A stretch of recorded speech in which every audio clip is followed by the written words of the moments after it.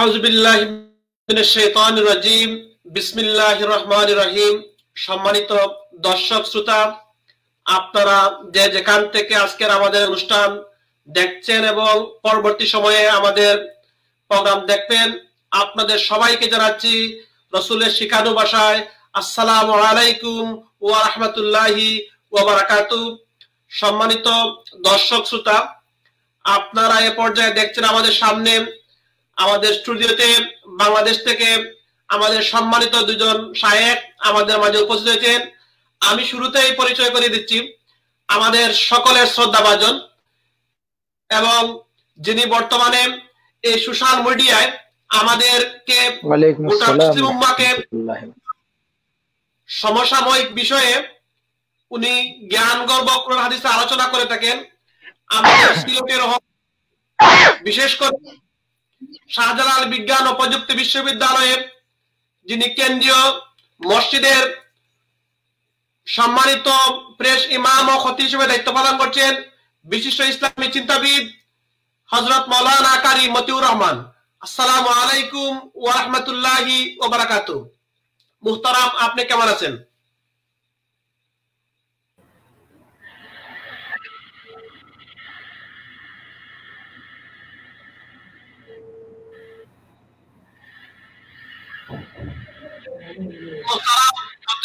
আপনার আনমিউট, আপনি মিউট করতে হবে।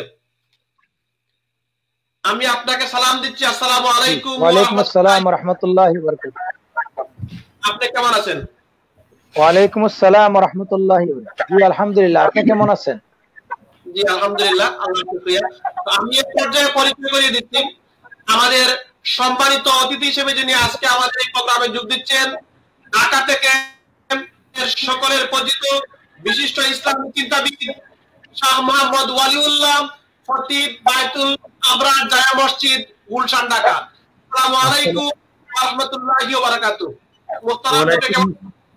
ওয়া আলাইকুম আসসালাম ওয়া রাহমাতুল্লাহি ওয়া বারাকাতুহু। আলহামদুলিল্লাহ, আমি ভালো আছি। আপনি ভালো আছেন? জি আলহামদুলিল্লাহ। তো সম্মানিত দর্শক শ্রোতা, আমরা আমাদের সম্মানিত অতিথির সাথে আমাদের সম্মানিত আজকের এই প্রোগ্রামের মধ্যমন যাদেরকে নিয়ে আজকে আমরা তাদের সাথে পরিচিত হলাম। এ পর্যায়ে আমরা আজকে আমাদের প্রোগ্রামের মূল আলোচ্য বিষয় বিশ্ব সংকট মোকাবেলায় মুহাম্মদ রাসূলুল্লাহ সাল্লাল্লাহু আলাইহি সাল্লামের আদর্শ। আমরা জানি আমাদের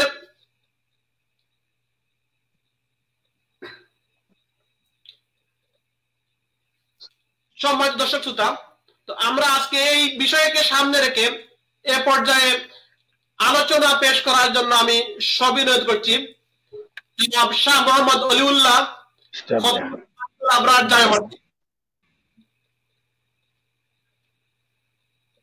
মুহতারাম, আপনার। আলহামদুলিল্লাহি রাব্বিল আলামিন ওয়াসসালাতু ওয়াসসালামু আলা সাইয়্যিদিল আমবিয়াই ওয়াল মুরসালিন ওয়া আলা আলিহি ওয়া আসহাবিহি আজমাইন। ফাকাদ ক্বালা আল্লাহু তাআলা ফি কালামিহিল মাজিদ ওয়া ফুরকানিহিল হামিদ। আউযু বিল্লাহি মিনাশ শাইতানির রাজীম। বিসমিল্লাহির রহমানির রহিম। লাকাদ কানা লাকুম ফি রাসূলিল্লাহি উসওয়াতুন হাসানাহ।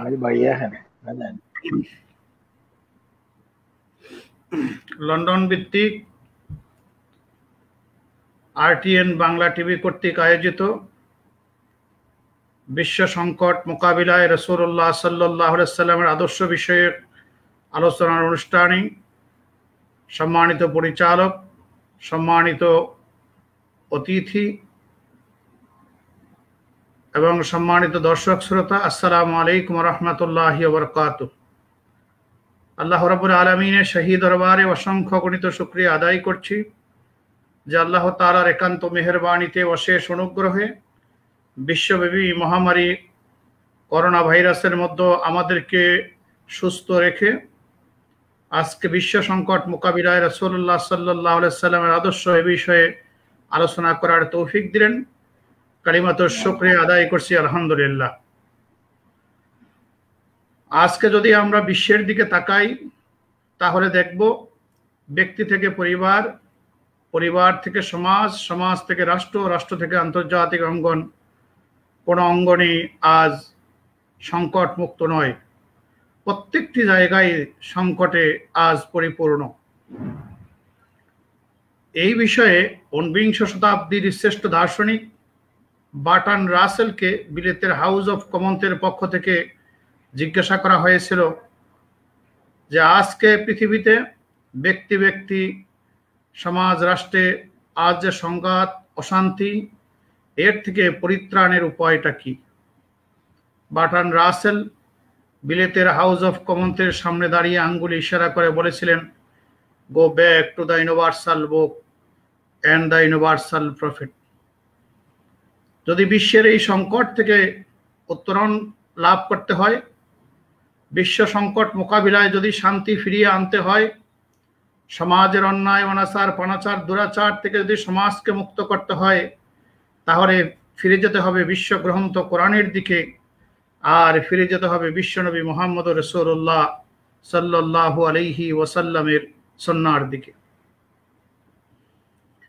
দি ইউরোপ অফ ব্রিটানিকাতে মুহাম্মদ রাসূলুল্লাহ সাল্লাল্লাহু আলাইহি ওয়াসাল্লাম সম্পর্কে বলা হয়েছে, Muhammad sallallahu alaihi wasallam as a religious teacher, as a ruler, as a founder, as a commander, as a lawkeeper, as a lawmaker, Muhammad is the superman of the world. যে মুহাম্মদ রাসূলুল্লাহ সাল্লাল্লাহু আলাইহি ওয়াসাল্লাম একজন শাসক ছিলেন, তিনি একজন প্রশাসক ছিলেন, তিনি একজন ধর্মপ্রচারক ছিলেন, তিনি একজন আইন প্রণেতা ছিলেন এবং তিনি ছিলেন গোটা পৃথিবীর Superman. Muhammad is the Superman of the world is present continuous tense, চলমান বর্তমান। একথা দিয়ে মুহাম্মদ রাসূলুল্লাহ সাল্লাল্লাহু আলাইহি সাল্লামের শানে ইউরোপ অফ ব্রিটানিকাতে বলা হয়েছে যে মুহাম্মদ সাল্লাল্লাহু আলাইহি সাল্লাম তার জামানায় সুপারম্যান ছিলেন, বর্তমানেও তিনি সুপারম্যান হিসাবে আছেন, ইলা ইয়াউমিল কিয়ামা পর্যন্ত তিনি সুপারম্যান হিসাবেই থাকবেন। গতকালকের জরিপও আমরা দেখলাম যে গুগলের র্যাঙ্কিংয়ে মুহাম্মদ সাল্লাল্লাহু আলাইহি সাল্লাম নাম্বার 1 এবং কোরআনুল কারিমে মুহাম্মদ সাল্লাল্লাহু আলাইহি সাল্লামকে শাহিদুনা বলা হয়েছে। আল্লামা জালালউদ্দিন সুয়ুতি রহমতুল্লাহ আলাই তার মাওয়াহিবে লুদুনিয়াতে লিখেছেন, হুয়া শাহিদুনা আলা আহওয়ালিল উম্মতি লা ফারকা ফি হায়াতিহি ওয়া মাউতিহি। মুহাম্মদুর রাসূলুল্লাহ সাল্লাল্লাহু আলাইহি সাল্লাম উম্মতের অবজারভার হিসাবে আছেন, কিয়ামত পর্যন্ত তিনি উম্মতের অবজারভার হিসাবে থাকবেন। আমরা যদি তাকাই তাহলে দেখব মুহাম্মদুর রাসূলুল্লাহ সাল্লাল্লাহু আলাইহি সাল্লাম কি অবস্থায়, কি পরিবেশে তিনি পৃথিবীতে আগমন করেছিলেন। মুহাম্মদুর রাসূলুল্লাহ সাল্লাল্লাহু আলাইহি সাল্লাম এমন একটি সময়ে পৃথিবীতে আগমন করেছিলেন যখন পৃথিবীতে অন্যায়, অনাচার, দুরাচার, পাপাচার, গীবত, শাকায়াত, মারামারি, কাটাকাটি, দলাদলি, পাড়াপাড়ি, রক্তপাতি, বিভ্রান্তি, বিশৃঙ্খলা, জুলুম, নির্যাতন, শোষণ আর এর সয়লাবে পৃথিবী ভেসে যাচ্ছিল। তৎকালীন পৃথিবীর যে সভ্যতাগুলি ছিল, মিশরীয় সভ্যতা, ভারতীয় সভ্যতা, বেবিলনের সভ্যতা, নিনোবার সভ্যতা, গ্রিক সভ্যতা আর রোম এবং পারস্যের সভ্যতা ব্যঙ্গে বিধ্বস্ত হয়েছিল। এর একটি সভ্যতা মানুষকে মুক্তি দিতে পারে নাই, বরং মানুষকে মুক্তি দেওয়ার পরিবর্তে নির্যাতনের স্টিম রোলার চালিয়ে মানবতাকে বিধ্বস্ত করা হয়েছিল। যেখানে নারীর অধিকার বলতে কিছুই ছিল না। এই 8টি সভ্যতার মধ্যে শ্রেষ্ঠ সভ্যতা বলা হয় গ্রিক সভ্যতাকে। গ্রিক সভ্যতার স্লোগান ছিল, নারীরা মানুষ নয়, তাদের কোনো আত্মা নেই এবং নারীরা মতামত পেশ করার অধিকারও নারীদের নেই। এই যদি হয় শ্রেষ্ঠ সভ্যতার স্লোগান, তাহলে বাকি সভ্যতাগুলি কি অবস্থায় ছিল সেটা আমরা দেখি। যে আরব দেশে নারী জন্ম নেওয়াটাই ছিল অপরাধ, তাদেরকে জীবন্ত হত্যা করা হতো। শুধু তাদেরকে ভোগের সামগ্রী হিসাবেই ব্যবহার করা হতো। মুহাম্মদ রাসূলুল্লাহ সাল্লাল্লাহু আলাইহি সাল্লাম পৃথিবীর এমন একটি সময়ে যখন আসলেন, তখন তিনি এই অন্যায়গুলি নিয়ে ভাবলেন, আর অন্যায়ের মসনদ ভেঙ্গে তিনি খান খান করে আল্লাহ কর্তৃক মনোনীত পৃথিবীর শ্রেষ্ঠ মতবাদ পৃথিবীর মধ্যে প্রতিষ্ঠা করলেন। ওই জাহেলিয়াতের যুগের মানুষগুলি মুহাম্মদ রাসূলুল্লাহ সাল্লাল্লাহু আলাইহি সাল্লামের সংস্পর্শে এসে, সহবতে এসে তারাই হলেন পৃথিবীর সোনালী মানুষ। তারাই পৃথিবীতে সোনালী যুগের সৃষ্টি করেছিলেন, যেই যুগে পাখির একটি ডিম ভাঙ্গাকে কেন্দ্র করে 40 বছর যুদ্ধ পরিচালনা হতো, যেই যুগে ওটকে কে আগে পানি পান করাবে প্রতিযোগিতার জন্য 70 বছর বংশ পরস্পরায় যুদ্ধ পরিচালিত হয়েছে, যেই যুগে মানুষ শুধু লুটপাটই করত, অন্যের অধিকার বলতে কোনো শব্দ ছিল না, নিজের অধিকার বুঝে নিতেন। মুহাম্মদ রাসূলুল্লাহ সাল্লাল্লাহু আলাইহি সাল্লামের সহবতে এসে মানুষ খাওয়ার পরিবর্তে খাওয়ানোর নীতি গ্রহণ করলেন, আর জুলুমের পরিবর্তে ইনসাফের নীতি গ্রহণ করলেন। মৃত্যুর মুখোমুখি দাঁড়িয়েও তারা মানবতা প্রতিষ্ঠা করেছিলেন, যেই মানবতা পৃথিবীর মধ্যে আর কেউ কোনোদিন প্রতিষ্ঠা করতে পারবে না। আমরা উদাহরণ হিসাবে বলতে পারি, আবু জাহেলের সুযোগ্য সন্তান হযরত ইকরামা রাদিয়াল্লাহু তাআলা আনহু মক্কা বিজয়ের পরে মুসলমান হয়েছিলেন। বিশ্বনবী মুহাম্মদ রাসূলুল্লাহ সাল্লাল্লাহু আলাইহি সাল্লামকে সামনে রেখে শপথ করেছিলেন, আজ থেকে যত যুদ্ধ ইসলামের বিরুদ্ধে ব্যবহার করেছি তার সাথে দ্বিগুণ যুদ্ধ ইসলামের পক্ষে করব। যত সম্পদ ইসলামের বিরুদ্ধে ব্যবহার করেছি আজ থেকে দ্বিগুণ সম্পদ ইসলামের পক্ষে ব্যবহার করব। আমরা দেখি সে আবু জাহেলের সুযোগ্য সন্তান যারা মানুষের উপরে জুলুম করত, ইসলামের ছায়াতলে এসে ইয়ারমুকের ময়দানে গ্রীষ্মের তপ্ত দুপুরে 80টিরও অধিক তরবারির আঘাতে ক্ষতবিক্ষত দেহ নিয়ে তিনি পড়েছিলেন খালিদ ইবনে ওয়ালিদ রাদিয়াল্লাহু তাআলা আনহুর তাঁবুর সামনে, আর বলেছিলেন, বিশ্বনবীর সাহাবীরা কে কোথায় আসো, আমাকে একটু পানি পান করাও, দেহ থেকে প্রাণটা বেরিয়ে যাচ্ছে। পানি যখন তার কাছে নিয়ে যাওয়া হলো, পানির জন্য চিৎকার করলেন বিশ্বনবীর সাহাবী হারিস ইবনে হিশাম। আবু জাহেলের সুযোগ্য সন্তান ইকরামা রাদিয়াল্লাহু তাআলা বললেন, আমার চাইতো আমার ভাই হারিস ইবনে হিশাম বেশি পিপাসিত, আগে তাকে পানি পান করাও, এরপরে আমি পানি পান করব।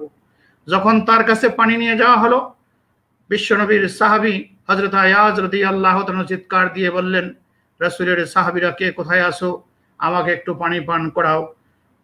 পানি নিয়ে দৌড়ে যাওয়া হলো আয়াজ রাদিয়াল্লাহু তাআলার কাছে। পানি যাওয়ার আগেই তিনি শাহাদাত বরণ করলেন। পানি নিয়ে আসা হলো হারিস ইবনে হিশাম রাদিয়াল্লাহু তাআলার কাছে। পানি আসার আগেই তিনি শাহাদাত বরণ করলেন। পানি নিয়ে দৌড়ে আসা হলো আবু জাহেলের সুযোগ্য সন্তান ইকরামা রাদিয়াল্লাহু তাআলার কাছে। পানি আসার আগেই তিনি শাহাদাত বরণ করলেন। এই মৃত্যুর মুখোমুখি দাঁড়িয়ে এমন মানবতা প্রতিষ্ঠা করেছিলেন, যেই মানবতা পৃথিবীর আর কেউ প্রতিষ্ঠা করতে পারেনি। এটা সম্ভব হয়েছে বিশ্বনবী সাল্লাল্লাহু আলাইহি সাল্লামের সহবতে আসার কারণে, আর এটা সম্ভব হয়েছে কোরআনুল কারীমের সুশীতল ছায়ার নিচে আসার কারণে। আমরা দেখি পৃথিবীর মধ্যে সমগ্র মানব ইতিহাস পর্যালোচনা করলে আমরা দেখব নানা ধরনের সংস্কারকের সাক্ষাৎ আমরা পাই। কেউ সেখানে মিষ্টিভাষী, অনলবর্ষী বক্তা, দার্শনিক, চিন্তাবিদ, বিশাল সাম্রাজ্যের স্থপতি, রাজা, মহারাজা, সম্রাট, দিগ্বিজয়ী, বীর, বড় বড় দলের সংগঠনের প্রতিষ্ঠাতা, মানব সভ্যতার আলোড়ন সৃষ্টিকারী মহানায়ক, সমাজ কাঠামোতে বারবার তোলপাড় সৃষ্টিকারী দুর্ধর্ষ প্রতাপশালী বিপ্লবী নেতা, তাদের সামনের কেউ শুধু ব্যক্তি নিয়ে কেউ ভালো বক্তৃতা দিয়েছে, ব্যক্তির সামনে তারা কিছুদিন এই কাজটি করেছিলেন, কিন্তু মানুষের আমূল পরিবর্তন করা সম্ভব হয়নি। বিশ্বনবী মুহাম্মদ রাসূলুল্লাহ সাল্লাল্লাহু আলাইহি সাল্লাম সেই জাহিলি সমাজ ভেঙ্গে চুরমার করে দিয়ে মাত্র 23 বছরে তিনি 12 লক্ষ বর্গ মাইলের সাম্রাজ্যকে তিনি মসজিদ থেকে বাজার পর্যন্ত, বিদ্যালয় থেকে আদালত পর্যন্ত, গৃহ থেকে রণাঙ্গন পর্যন্ত সমগ্র সমাজ ও সভ্যতাকে আল্লাহর একই রঙে তিনি রঙিন করেছিলেন। প্রতিটি জায়গায় তিনি ইনসাফ, জাস্টিস, মানবতা প্রতিষ্ঠা করেছিলেন। অন্যায়, অনাচার, দুরাচারকে সমাজ থেকে উঠিয়ে দিয়েছিলেন।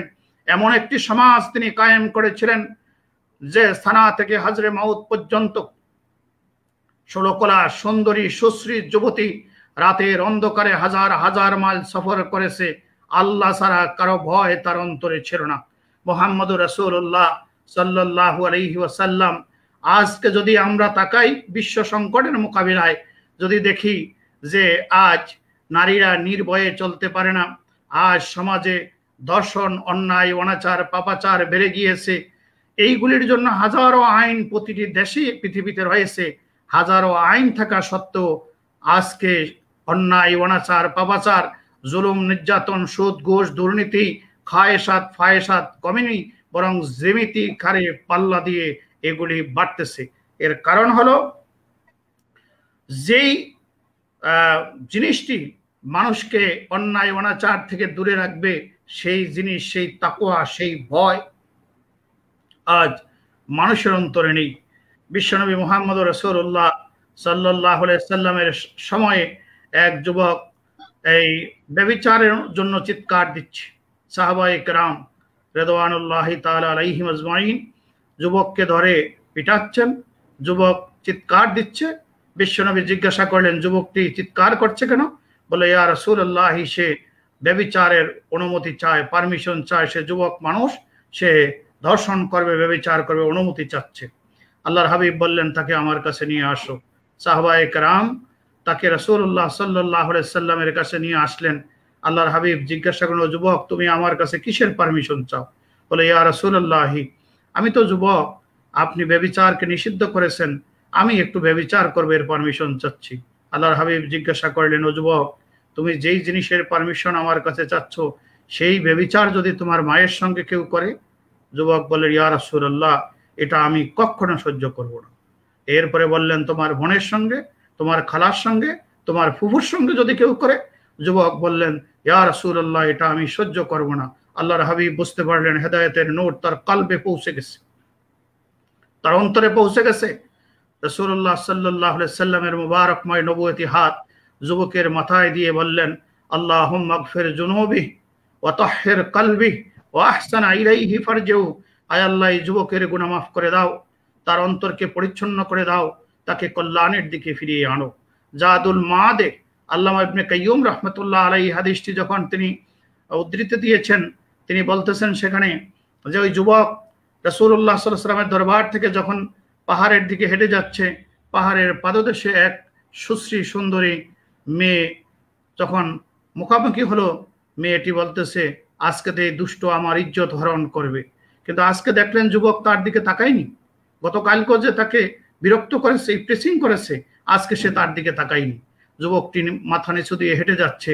মেয়েটি কৌতূহলী হয়ে জিজ্ঞাসা করতেছে, এই যুবক, তুমি তো কালকেও আমাকে বিরক্ত করেছো, তারপরে অন্যায় অনাচার করতেছো, আজকে একা একই পাহাড়ের পাদদেশে পেয়েও আমার দিকে তাকালে না কেন? যুবক মাথা নিচুর দিকে দিয়ে বলতেছেন, আমি একটু আগেই মুহাম্মদুর রাসূলুল্লাহ সাল্লাল্লাহু আলাইহি ওয়াসাল্লামের নবুয়তি দরবার থেকে এসেছি। আল্লাহর হাবিব এটি করতে নিষেধ করেছেন, এই জন্য আজ থেকে আমি আর কোনো বেগানা নারীর দিকে তাকাবো না। যিনি হাদিসটি রওয়ায়াত করেছেন রাবি, তিনি ওয়াল্লাহি, আল্লাহর কসম করে বলতেছেন যে আমি আল্লাহর কসম করে বলছি, ওই যুবক তার হায়াতি জিন্দেগিতে আর কোনোদিন বেগানা নারীর দিকে তাকায়নি। আজকে যদি সমাজ থেকে অন্যায় দূর করতে হয়, বিশ্ব সংকট থেকে জাতিকে মুক্তি দিতে হয়, পরিত্রাণ পেতে হয়, তাহলে go back to the universal book and the universal prophet. আমাদেরকে ফিরে যেতে হবে বিশ্বগ্রন্থ কোরআনের দিকে, ফিরে যেতে হবে বিশ্বনবী মুহাম্মদুর রাসূলুল্লাহ সাল্লাল্লাহু আলাইহি সাল্লামের সুন্নাহর দিকে। সম্মানিত দর্শক শ্রোতা, কোরআনুল কারীম মুহাম্মদুর রাসূলুল্লাহ সাল্লাল্লাহু আলাইহি সাল্লামের কাছে যে নাজিল হলো, যখন সাহাবায়ে কেরাম কোরআন পড়লেন, কোরআন বুঝলেন, কোরআনের আলোকে জিন্দিগি নিলেন, জিন্দিগি যাপন করলেন, তখন সমাজে তারা অন্যায় অনাচার এই সমাজে ছিল না, লুটপাট ছিল না। আমরা পরবর্তীতে দেখি রাসূলুল্লাহ সাল্লাল্লাহু আলাইহি সাল্লামের সাহাবায়ে কেরাম অর্ধেকেরও বেশি পৃথিবী পরিচালনা করেছেন। 2টি টাকার দুর্নীতি হয়নি, কোনো জুলুম হয়নি, কোনো অন্যায় অনাচার হয়নি, বরং রাসূলুল্লাহ সাল্লাল্লাহু আলাইহি ওয়াসাল্লাম বলেছেন যে রাহমাতান ওয়া খিলাফাতান, তারা খেলাফত পরিচালনা করেছেন আল্লাহর রহমতের ভিত্তিতে। তো আজকেও পৃথিবীর যত সংকট আমরা দেখি, এই সংকট মোকাবিলার জন্য আমাদেরকে রাসূলুল্লাহ সাল্লাল্লাহু আলাইহি ওয়াসাল্লামের দিকে ফিরে যেতে হবে। আমরা দেখি মানুষের যখন রোগ হয়, এই রোগের জন্য মারাত্মক রোগ হলে, আমরা ক্যান্সার হলে বা বড় বড় রোগ হলে দেখি তাদেরকে থেরাপি দেয়, রেডিওথেরাপি দেওয়া হয়, কেমিওথেরাপি দেওয়া হয়, হার্বাল থেরাপি দেওয়া হয়, ভেজিটেবল থেরাপি দেওয়া হয়, আল্ট্রাসাউন্ড সিস্টেম থেরাপি দেওয়া হয়, হিজামা থেরাপি দেয়, নিডেল থেরাপি দেয়, কত থেরাপি দিয়ে মানুষকে সুস্থ করে। কিন্তু কোরআনুল কারীম বলতেছেন, ইয়া আইয়ুহান নাস কাদ জাআতকুম মাউইযাতুম মির রাব্বিকুম ওয়া শিফাউল লিমা ফিস সুদুরি ওয়া হুদা ওয়া রাহমাতুল লিল মুমিনিন।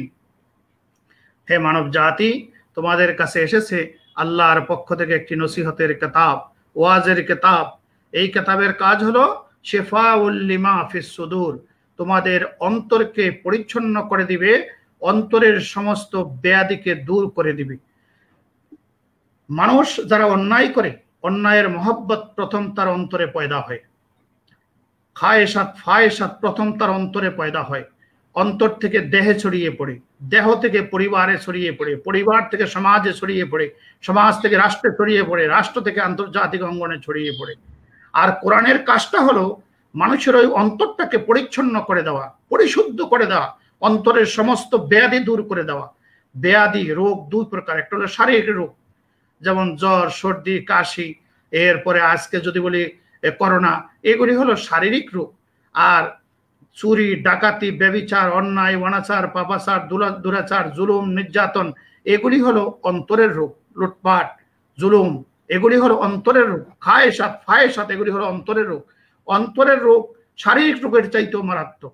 অন্তরের ব্যাধি দূর করে, শারীরিক ব্যাধি দূর করার জন্য যেমন বিভিন্ন থেরাপির প্রয়োজন, আর অন্তরের ব্যাধি দূর করার জন্য কোরআনের থেরাপির প্রয়োজন, কোরআনের থেরাপির প্রয়োজন। বিশ্বনবী মুহাম্মদ রাসূলুল্লাহ সাল্লাল্লাহু আলাইহি সাল্লামের সুন্নাত থেরাপির প্রয়োজন, যেটি করেছিলেন সাহাবায়ে কেরাম রিদওয়ানুল্লাহি তাআলা আলাইহিম আজমাইন। সমাজের বড় বড় খুনিগুলি, যারা জিন্দা মানুষকে কবর দিত, যাদেরকে হায়ার করে নেওয়া হতো, সেই মানুষগুলিও অন্তরের ব্যাধি মুক্ত হওয়ার পরে হযরতে জিবরাইল আলাইহিস সালাতু ওয়াস সালাম তাদের সুরতে রাসূলুল্লাহ সাল্লাল্লাহু আলাইহি সাল্লামের নবুয়তি দরবারে আসতো। আজকে আমরা কোরআন থেকে দূরে চলে গিয়েছি। কোরআন থেকে দূরে চলে গিয়ে আজকে দুনিয়ার মানুষেরা, দুনিয়ার নেতারা বিভিন্ন এই দফা বানায়, এই শান্তির জন্য এই দফা, এই শান্তির জন্য এই দফা, এরকম মানুষের তৈরি করা দফা তৈরি করা হয় আল্লাহর কোরআন রাসূলের সুন্নাহ বাদ দিয়ে। এই মানব রচিত দফা দিয়ে মানুষের রফা শেষ হয়েছে, মানুষ উন্নতি, অগ্রগতি, সমৃদ্ধির মুখ দেখে নেই। এভাবে মানব রচিত দফা দিয়ে যদি পৃথিবীকে পরিচালনা করা হয়, তাহলে মানুষ কশ্চিন কালো উন্নতি, অগ্রগতি, সমৃদ্ধির মুখ দেখবে না। দফায় রফা শেষ হবে, এই জাতি উন্নতি, অগ্রগতি, সমৃদ্ধির মুখ দেখবে না।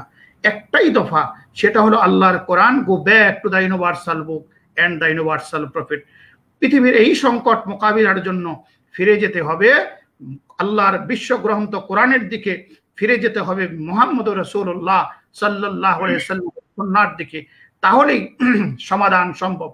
আমরা দেখি মাথার চাইতে ছাতা বড়। এই ছাতা মানুষকে রোগ বৃষ্টি, বৈরী আবহাওয়া থেকে রক্ষা করে।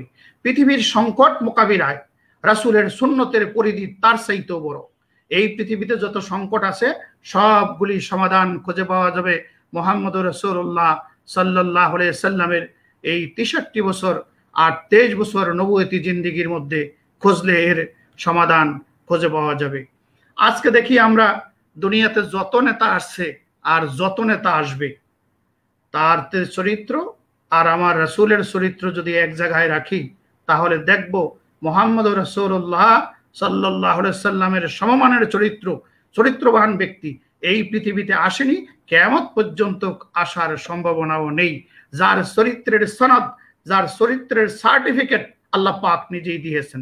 আল্লাহ পাক বলেন, ইন্নাকা লা আলা খুলুকিন আযীম, হে রাসূল আপনি মহান চরিত্রের অধিকারী। আরবিতে আইন জোয়া ইয়া মিম, আযীম শব্দের অর্থ হলো যার এত বিশাল, যার দৈর্ঘ্য, প্রশস্ত, গভীরতা মানুষ মেপে শেষ করতে পারে না। মুহাম্মদ রাসূলুল্লাহ সাল্লাল্লাহু আলাইহি সাল্লাম এমন মহান চরিত্রের অধিকারী ছিলেন, যার চরিত্রের পরিধি মানুষ যদি মাপা শুরু করে কিয়ামত পর্যন্ত মেপে তার চরিত্রের পরিধি শেষ করতে পারবে না। তো এই জন্য আল্লাহ রাব্বুল আলামিন কোরআনুল কারীমে বলছেন, লাকাদ কানা লাকুম ফি রাসূলিল্লাহি উসওয়াতুন হাসানাহ, রাসূলুল্লাহ সাল্লাল্লাহু আলাইহি ওয়াসাল্লামের জীবনের মধ্যেই রয়েছে তোমাদের জন্য উত্তম আদর্শ। এই জন্য পৃথিবীর যত সংকট আমরা দেখি, পারিবারিক সংকট বলি, সামাজিক সংকট বলি, রাষ্ট্রীয় সংকট বলি, সকল সংকটের সমাধান বিশ্বনবী সাল্লাল্লাহু আলাইহি সাল্লামের চরিত্রের মধ্যে, সুন্নাহর মধ্যে আছে। এই জন্য আমাদেরকে গো back to the universal book and the universal prophet, ফিরে যেতে হবে মুহাম্মদ রাসূলুল্লাহর সুন্নাহর দিকে, ফিরে যেতে হবে বিশ্বগ্রন্থ কোরআনের দিকে, যেই কোরআনের মধ্যে কোনো ভুল নেই, যেই কোরআনের মধ্যে কোনো সংযোজন বিয়োজন দুনিয়ার কোনো মানুষ করতে পারবে না, যেই কোরআনের শানে আল্লাহ পাক 4টি ক্ষেত্রে কোরআনুল কারীমে আলামিন শব্দটি ব্যবহার করেছেন। আল্লাহ পাক বলতেছেন আলহামদুলিল্লাহি রাব্বিল আলামিন, সমস্ত প্রশংসা বিশ্বজাহানের প্রতিপালকের জন্য। আর রাসূলের শানেও আল্লাহ পাক বলছেন ওয়ামা আরসালনাকা ইল্লা রাহমাতাল লিল আলামিন, হে রাসূল আপনাকে গোটা বিশ্বভূমণ্ডলের জন্য আমি রহমত করে, রহমতের ভান্ডার করে প্রেরণ করেছি। এর অর্থ আল্লাহর আল্লাহিত্ব যেখানে বিরাজ করবে, মুহাম্মদুর রাসূলুল্লাহ সাল্লাল্লাহু আলাইহি সাল্লামের রিসালাত সেখানেই থাকবে। আকাশে যেমন আল্লাহর আল্লাহিত্ব আছে, সেখানে রাসূলুল্লাহর রিসালাত আছে। জমিনের নিচে যেমন আল্লাহর আল্লাহিত্ব আছে, সেখানেও রাসূলুল্লাহ সাল্লাল্লাহু আলাইহি সাল্লামের রিসালাত আছে। রাসূল শুধু মানুষের জন্য, মুমিনের জন্য রাসূল হয়ে আসেনি। পৃথিবীর পিপিলিকার অধিকার, বৃক্ষরাজির অধিকার, এই গৃহপালিত পশুগুলির অধিকারের কথা রাসূলুল্লাহ সাল্লাল্লাহু আলাইহি ওয়াসাল্লাম বলে গিয়েছেন। আমরা দেখি যে সেই গাদার মশহুর হাদিস আমাদের সকলের জানা, আনসারীর এক এই গাদা ছিল, সে গাদাটি এসে রাসূলুল্লাহ সাল্লাল্লাহু আলাইহি ওয়াসাল্লামের কাছে বিচার দিয়ে বললেন, ইয়া রাসূলুল্লাহি, আমার মনিব আমাকে যেই বোঝা বহন করতে পারি না, এর চাইতে বেশি ভারী বোঝা আমার পিঠে তুলে দেয়। এরপরে বোঝা বহন করতে না পারলে আমাকে পিটায়। 3 নম্বরে আমাকে ঠিক মতো খাবার দেয় না। আল্লাহর হাবিব জিজ্ঞাসা করলেন, এই গাদার মালিককে? এক আনসারী যুবক বলেন, ইয়া রাসূলুল্লাহ আমি। বলে, তোমার গাদা আমার কাছে বিচার দিয়েছে, তুমি সে বড় বোঝা তুলে দাও, এরপরে পিটাও, তাকে ঠিক মতো খাবার দাও না। আজকে থেকে সে যেই পরিমাণ বোঝা বহন করতে পারে সেটাই দিবে, তাকে মারবে না, এবং তাকে তুমি ঠিক মতো খাবার দিবে। রাসূলুল্লাহ সাল্লাল্লাহু আলাইহি ওয়াসাল্লাম পৃথিবীতে অন্যায়ভাবে একটি গাছের পাতা ছিঁড়তেও নিষেধ করেছেন। এমনকি আজকে পরিবেশ বিজ্ঞানীদের যত স্লোগান, পৃথিবী মুহাম্মদ সাল্লাল্লাহু আলাইহি ওয়াসাল্লামের স্লোগানের চাইতে, কথার চাইতে উন্নত মানের দামি স্লোগান পৃথিবীতে কেউ দিতে পারেনি। রাসূলুল্লাহ সাল্লাল্লাহু আলাইহি ওয়াসাল্লাম বলেছেন, তুমি যদি দেখো যে কিয়ামত হয়ে যাচ্ছে আর তোমার হাতে একটি গাছের চারা থাকে, তাহলে তুমি আগে গাছের চারাটি রোপণ করে দাও, আর এই গাছ থেকে যত ফল হবে আর যত জিকির করবে এগুলি তোমার আমলনামায় পৌঁছে দেওয়া হবে। রাসূলুল্লাহ সাল্লাল্লাহু আলাইহি ওয়াসাল্লাম প্রতিটি বৃক্ষ একটি অক্সিজেন ইন্ডাস্ট্রি, প্রতিটি বৃক্ষ একটি অক্সিজেন ইন্ডাস্ট্রি। এই অক্সিজেন গাছ ছাড়ে, সেটা মানুষ গ্রহণ করে, মানুষ কার্বন ডাই অক্সাইড ছাড়ে, বিষাক্ত সেটা গাছ গ্রহণ করে। পৃথিবীতে মানুষকে সুস্থ রাখার জন্য, ভারসাম্য রাখার জন্য তিনি গাছ সৃষ্টি করেছেন।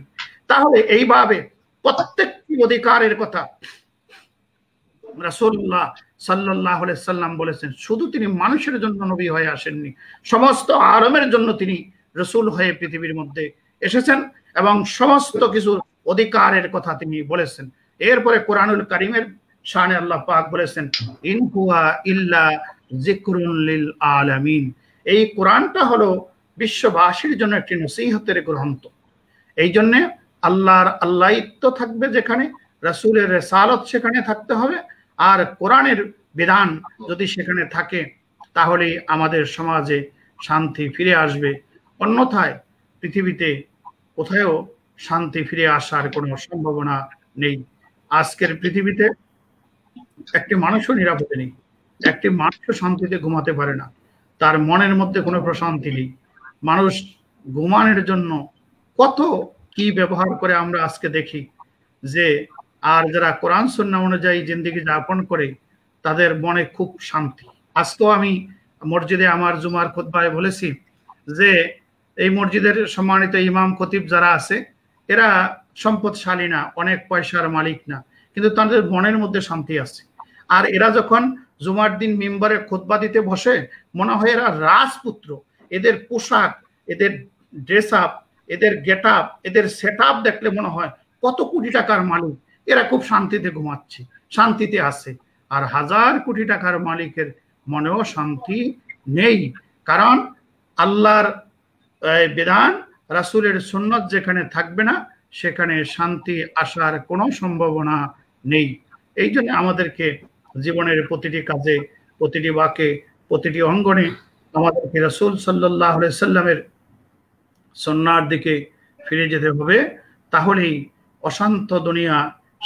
শান্ত দুনিয়াতে শান্তি ফিরে আসবে, অশান্ত মনে প্রশান্তির সৃষ্টি হবে, আর এই অশান্ত সমাজ শান্তিতে ভরপুর হবে। আল্লাহ তাআলা আমাদেরকে জীবনের প্রতিটি কাজে, প্রতিটি অঙ্গনে, প্রতিটি বাক্যে রাসূল সাল্লাল্লাহু আলাইহি সাল্লামের সুন্নাহর দিকেই ফিরে যাওয়ার তৌফিক দান করুন। আর আরেকটা জিনিস আমি আপনাদেরকে আজকে বলি, পৃথিবীতে আজ করোনা, আপনাদের লন্ডনেও আজ করোনা, আমেরিকাতেও করোনা, পৃথিবীর সব দেশে, গোটা পৃথিবী আজ করোনার ভয়ে প্রকম্পিত। প্রত্যেকটা মানুষ আজ ভীত। আপনি একটা দেখেন, যেই দেশে অন্তত আজান একামত হচ্ছে, মুসলমানের সংখ্যা বেশি, সেই দেশে করোনার প্রাদুর্ভাব অনেক কম। এবং যদি আপনি পৃথিবী পর্যালোচনা করে তাহলে দেখবেন এই পর্যন্ত পৃথিবীতে 50,000 মুসলমানও মারা যায়নি, কারণ আল্লাহ রাসূল যেখানে আছে আযাব গজব সেখানে কম থাকে। এই জন্য পৃথিবীতে যদি আমাদের শান্তি ফিরে আসতে হয় তাহলে আমরা আল্লাহর কোরআন নবীর সুন্নাহর দিকে যাই, তাহলে আমাদের জীবনে শান্তি ফিরে আসবে। বিশ্ব সংকট মোকাবিলায় আমরা সেখানে শান্তি প্রতিষ্ঠা করতে পারবো। আল্লাহ আমাদেরকে এই কথাগুলি বোঝার তৌফিক দান করুন। আলহামদুলিল্লাহ, জাযাকুমুল্লাহ খাইরান। মুহতারাম, আপনি চমৎকার ভাবে কোরআন হাদিসের আলোকে আমাদের এই বিশ্ব সংকটময় সময়ে আমাদের রাসূলের সুন্নাহর উপর গুরুত্ব আরোপ করে আমাদেরকে আলোচনা পেশ করার জন্য আমি এই পর্যায়ে আলোচনা রাখার জন্য আহ্বান জানাচ্ছি আমাদের সম্মানিত অতিথি, শাহজালাল বিজ্ঞান ও প্রযুক্তি বিশ্ববিদ্যালয়ের সম্মানিত ইমাম ও খতিব, বিশিষ্ট আলেমে দ্বীন হযরত মাওলানা মতিউর রহমান সাহেবকে। বিশ্ব এই সংকট সময়ে আল্লাহ রাসূল সাল্লাল্লাহু আলাইহি ওয়াসাল্লামের আদর্শই আমাদেরকে এই সংকট থেকে উত্তরণের একমাত্র উপায়। সেই বিষয়কে সামনে রেখেই আপনার বক্তব্য উপস্থাপনা করার জন্য সবিরত করছি। আলহামদুলিল্লাহ রাব্বিল আলামিন, والصلاة والسلام على أشرف الأنبياء والمرسلين وعلى آله وأصحابه أجمعين ومن تبعهم بإحسان إلى يوم الدين. فأعوذ بالله من الشيطان الرجيم. بسم الله الرحمن الرحيم. هو الذي أرسل رسوله بالهدى ودين الحق ليظهره على الدين كله ولو كره المشركون. وقال النبي صلى الله عليه وسلم بعثت لأتمم مكارم الأخلاق. ঐতিহ্যবাহী ব্রিটেন RTN বাংলা টিভির আয়োজনে আজকের এই মোবারক অনুষ্ঠান বিশ্ব সংকট মোকাবেলায় রাসূলুল্লাহ সাল্লাল্লাহু আলাইহি ওয়াসাল্লামের আদর্শ, এই টপিকসের উপরে আয়োজিত অনুষ্ঠানের সম্মানিত বিজ্ঞ পরিচালক, আমাদের অত্যন্ত প্রিয় ভাজন ব্যক্তিত্ব, বিশিষ্ট শিক্ষাবিদ জনাব নুরুল আমিন তারেক ভাই, অনুষ্ঠানে আজকের আলোচক বিশিষ্ট আলেমে দ্বীন, বাইতুল আবরার গুলশান ঢাকা জামে মসজিদের সম্মানিত খতিব হযরত মাওলানা শাহ ওয়ালিউল্লাহ সাহেব মাদ্দাজিলুল আলী, এবং আজকের এই অনুষ্ঠান দেশে এবং প্রবাসে বসে যে যেখান থেকেই আমাদের সাথে সম্পৃক্ত হয়েছেন সম্মানিত আমাদের দিনদার ইমানদার দর্শক শ্রোতা মণ্ডলী, আসসালামু আলাইকুম ওয়া রাহমাতুল্লাহি ওয়া বারাকাতুহু। আমরা আল্লাহ সুবহানাহু ওয়া তাআলার দরবারে কালিমাতুশ শুকর আদায় করছি যে বর্তমান বিশ্বের কঠিন এই সংকট কালে একদিকে বৈশ্বিক মহামারী কোভিড-19, যেটা ইতিমধ্যে আবারও হানা দিয়েছে এবং যেখানে ব্রিটেনে আবার লকডাউন ঘোষণা করা হয়েছে। এই কোভিড-19 এর মাঝে আল্লাহ আমাদেরকে সুস্থতার সাথে জীবনযাপন পরিচালনা করার তৌফিক দিয়েছেন। আরেকদিকে আমরা দেখতে পাচ্ছি যে বর্তমান সবচেয়ে বিশ্বের পরাশক্তি আমেরিকার নির্বাচন হয়ে গেল, যেখানে নেতৃত্বের লড়াইয়ে এখন পর্যন্ত সেখানে মানুষের ভিতরে অস্থিরতা এবং সংকট বিরাজ করছে। তাছাড়া বর্তমান বিশ্বে আমরা দেখতে পাচ্ছি যে অদূর ভবিষ্যতে রিসেন্টলি ফ্রান্সের সরকার ম্যাক্রন তিনি রাষ্ট্রীয়ভাবে আমাদের বিশ্বনবী মুহাম্মদুর রাসূলুল্লাহ সাল্লাল্লাহু আলাইহি ওয়াসাল্লামের চরিত্রের উপরে তিনি ব্যঙ্গ করে বিশ্বের মুসলমানদের অন্তরে কলিজায় আঘাত দিয়েছেন। যেই অস্থিরতা গোটা দুনিয়ার ইমানদারদের ভিতরে বিরাজ করছে, প্রতিবাদের মুখর হয়েছে, আমাদের অন্তরে আগুন দাউ দাউ করে জ্বলছে। তো এমন একটি অবস্থা চলছে বর্তমান বিশ্বে, সংকট শুধু মুসলমান নয়, মুসলমান অমুসলমান আমরা সবাই এই সংকটের মাঝে আছি, যেটা এক কথায় বলা যায় গোটা শরীরে পুরা আমরা মলম লাগাবো কোন জায়গা দিয়া, সব জায়গায় একটি সংকট কাল অতিক্রম করছে। এবং কি ধরনের সংকট কাল অতিক্রম করছে এটা আমাদেরকে ব্যাখ্যা দিয়ে বোঝানোর মতো সময় সেই সময়টা আমাদের হাতে নাই। আমি একটা এক্সাম্পল দিচ্ছি আমার আলোচনার শুরুতে, যেটি হাকিমুল উম্মত তানবী রহমতুল্লাহি আলাইহি ওনার একটা বক্তব্যে তিনি এক্সাম্পল দিয়েছিলেন। তিনি বলেছিলেন যে একজন গর্ভবতী মহিলা ডাক্তারের কাছ থেকে এসে বাসায় তার শাশুড়ি মাকে বলেছিল যে মা, আমার তো গর্ভব্যথার এখনো 3 মাস বাকি আছে। তো গর্ভ পেইন যেহেতু 3 মাস বাকি আছে, সুতরাং আমার এই পেইন নিয়ে বা আমাকে নিয়ে দুশ্চিন্তার কোনো কারণ নাই, সবাই স্বাচ্ছন্দ্যে ভালোভাবে ফ্যামিলি এবং সামাজিক জীবন যাপন করো। তবে মা 3 মাস পেরিয়ে গেলে নির্ধারিত পেইন বা নির্ধারিত সময়টা আসলে আমাকে একটু সতর্ক করে দিও যে মা তুমি রেডি হয়ে যাও, এখন তোমার পেইন শুরু হয়ে যাবে।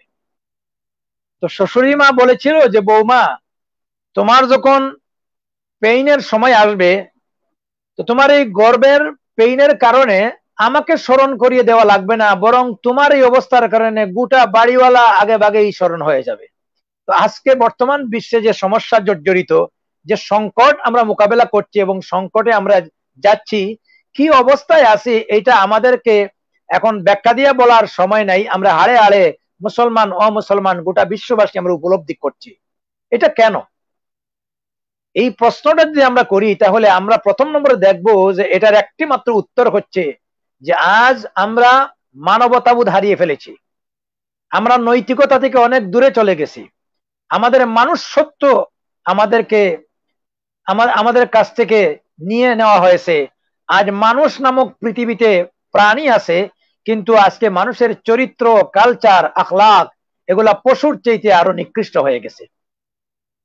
সম্মানিত হাজরে কারাম, হযরত মাওলানা শাহ ওলিউল্লাহ সাহেব একটু আগেই তিনি এই বিষয়ে বিস্তারিত বিশ্লেষণ করেছেন। আজ থেকে 1500 বছর আগে এই ধরনের একটি সংকটকালে বিশ্বনবী মুহাম্মদ রাসূলুল্লাহ সাল্লাল্লাহু আলাইহি ওয়াসাল্লামের আগমন ঘটেছিল। আল্লাহ পাক তাকে কি উদ্দেশ্যে প্রেরণ করেছিলেন আমি সূরা আস-সাউফ এর 9 নম্বর আয়াতে একটু আগে তেলাওয়াত করেছি। আল্লাহ রাব্বুল আলামিন বলেছেন, হুয়াল্লাযী আরসালা রাসূলাহু বিল হুদা ওয়া দীনিল হক লিইয়ুযহিরাহু আলাদ দীনি কুল্লিহি ওয়ালাউ কারিহাল মুশরিকুন। তিনি আল্লাহ যিনি এই পৃথিবীতে আরসালা রাসূলাহু বিল হুদা ওয়া দীনিল হক, একজন সত্য পয়গম্বর প্রেরণ করেছেন সত্য দিন সহকারে। আল্লাহর রাসূল তিনি সত্য, আর তাকে যে দিন দেওয়া হয়েছিল, দিন মানে ইসলাম, আল ইসলাম হকুন ওয়াল কুফরু বাতিলুন, ইসলাম হচ্ছে হক এবং কুফর হচ্ছে বাতিল। তো তিনি সত্য পয়গম্বর এবং সত্য দিন সহকারে পৃথিবীতে এসেছিলেন। লিইয়ুযহিরাহু আলাদ দীনি কুল্লিহি, তাফসীরে জালালাইনে বলা হয়েছে আয় লিইয়ুগলিবাহু আলা সাইরিল আদিয়ানিল বাতিলা, মানব রচিত যত মতবাদ আছে, যত মন্ত্র আছে, ইজম আছে, সেই সমস্ত মতবাদের উপরে কেবলমাত্র আল্লাহর দ্বীনকে তিনি যেন বিজয়ী করতে পারেন।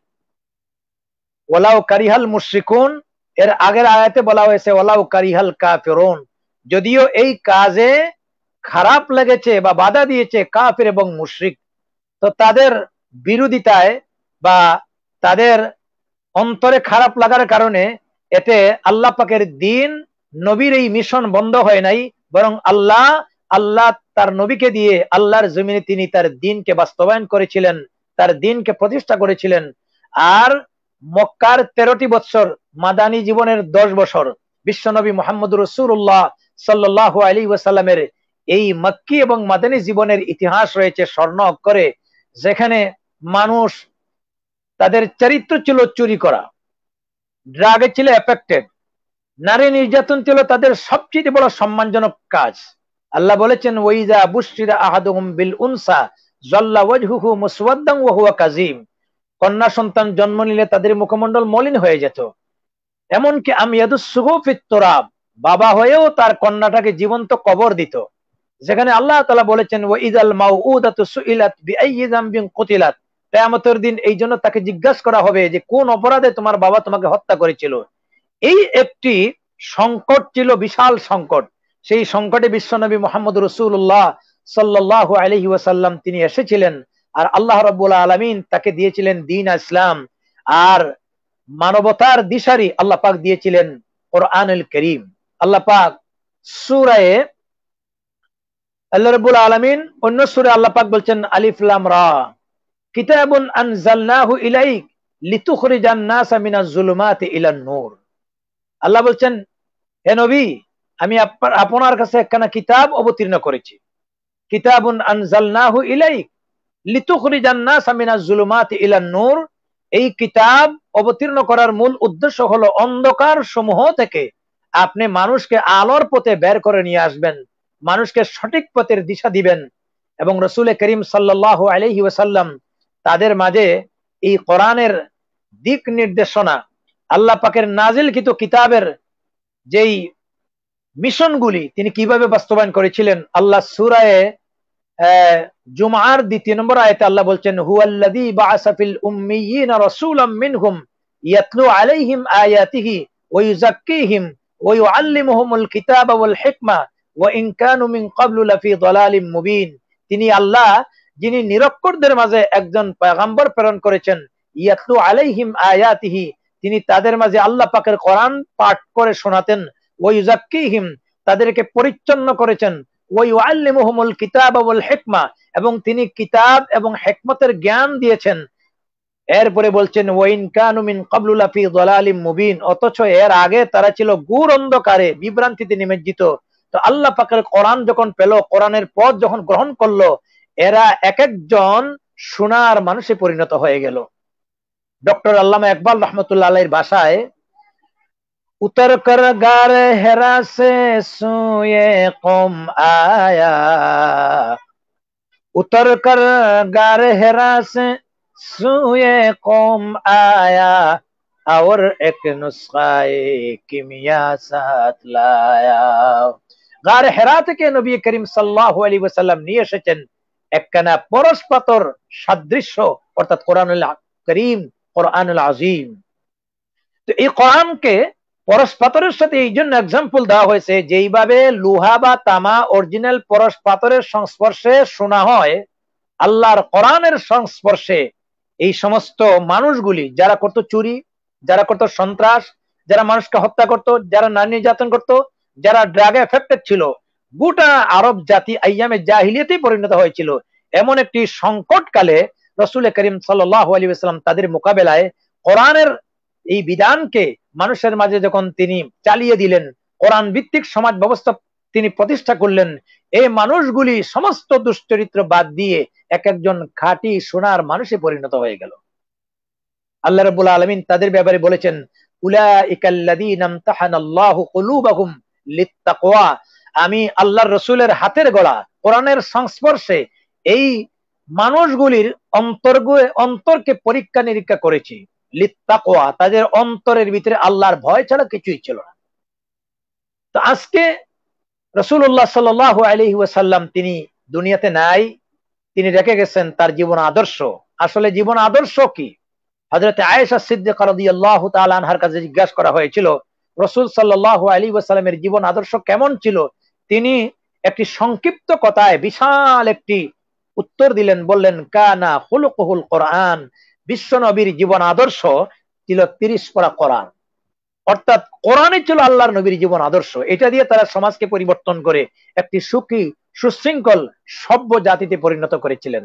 আজকে এই কোরআন আসার 1500 বছর হয়ে গেছে, রসুলের বিদায়ের 1500 বছর হয়ে গেছে, কিন্তু দুর্ভাগ্যজনক হলো সত্য যে আজকে 1500 বছর পরে এখন বিশ্ব সংকট এমন প্রকট আকার ধারণ করেছে, যেই সংকটের মোকাবেলায় আজ মানুষ দিক বদিক বিভিন্ন ভাবে ছুটাছুটি করছে।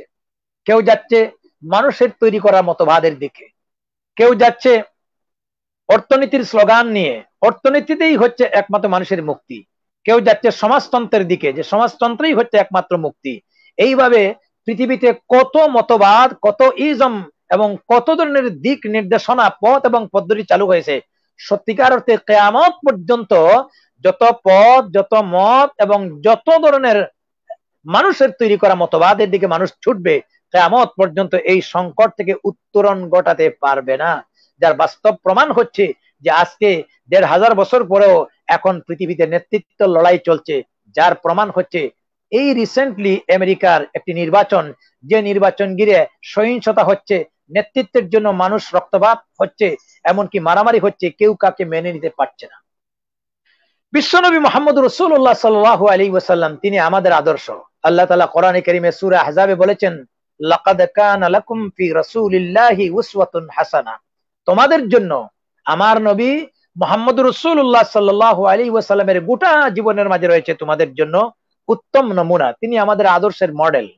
এবং আমার ভাই হযরত মাওলানা শাহ ওলিউল্লাহ সাহেব তিনিও এই আয়াত তেলাওয়াত করেছেন। আল্লাহ পাক বলেছেন ওয়া ইন্নাকা লাআলা খুলুকিন আযীম, নিঃসন্দেহে হে নবী আপনি হচ্ছেন এই পৃথিবীতে সর্বোত্তম চরিত্রের অধিকারী। দুর্ভাগ্যজনক হলো সত্য, আজকে 150 কোটির উপরে 250 কোটি আমরা মুসলিম আছি।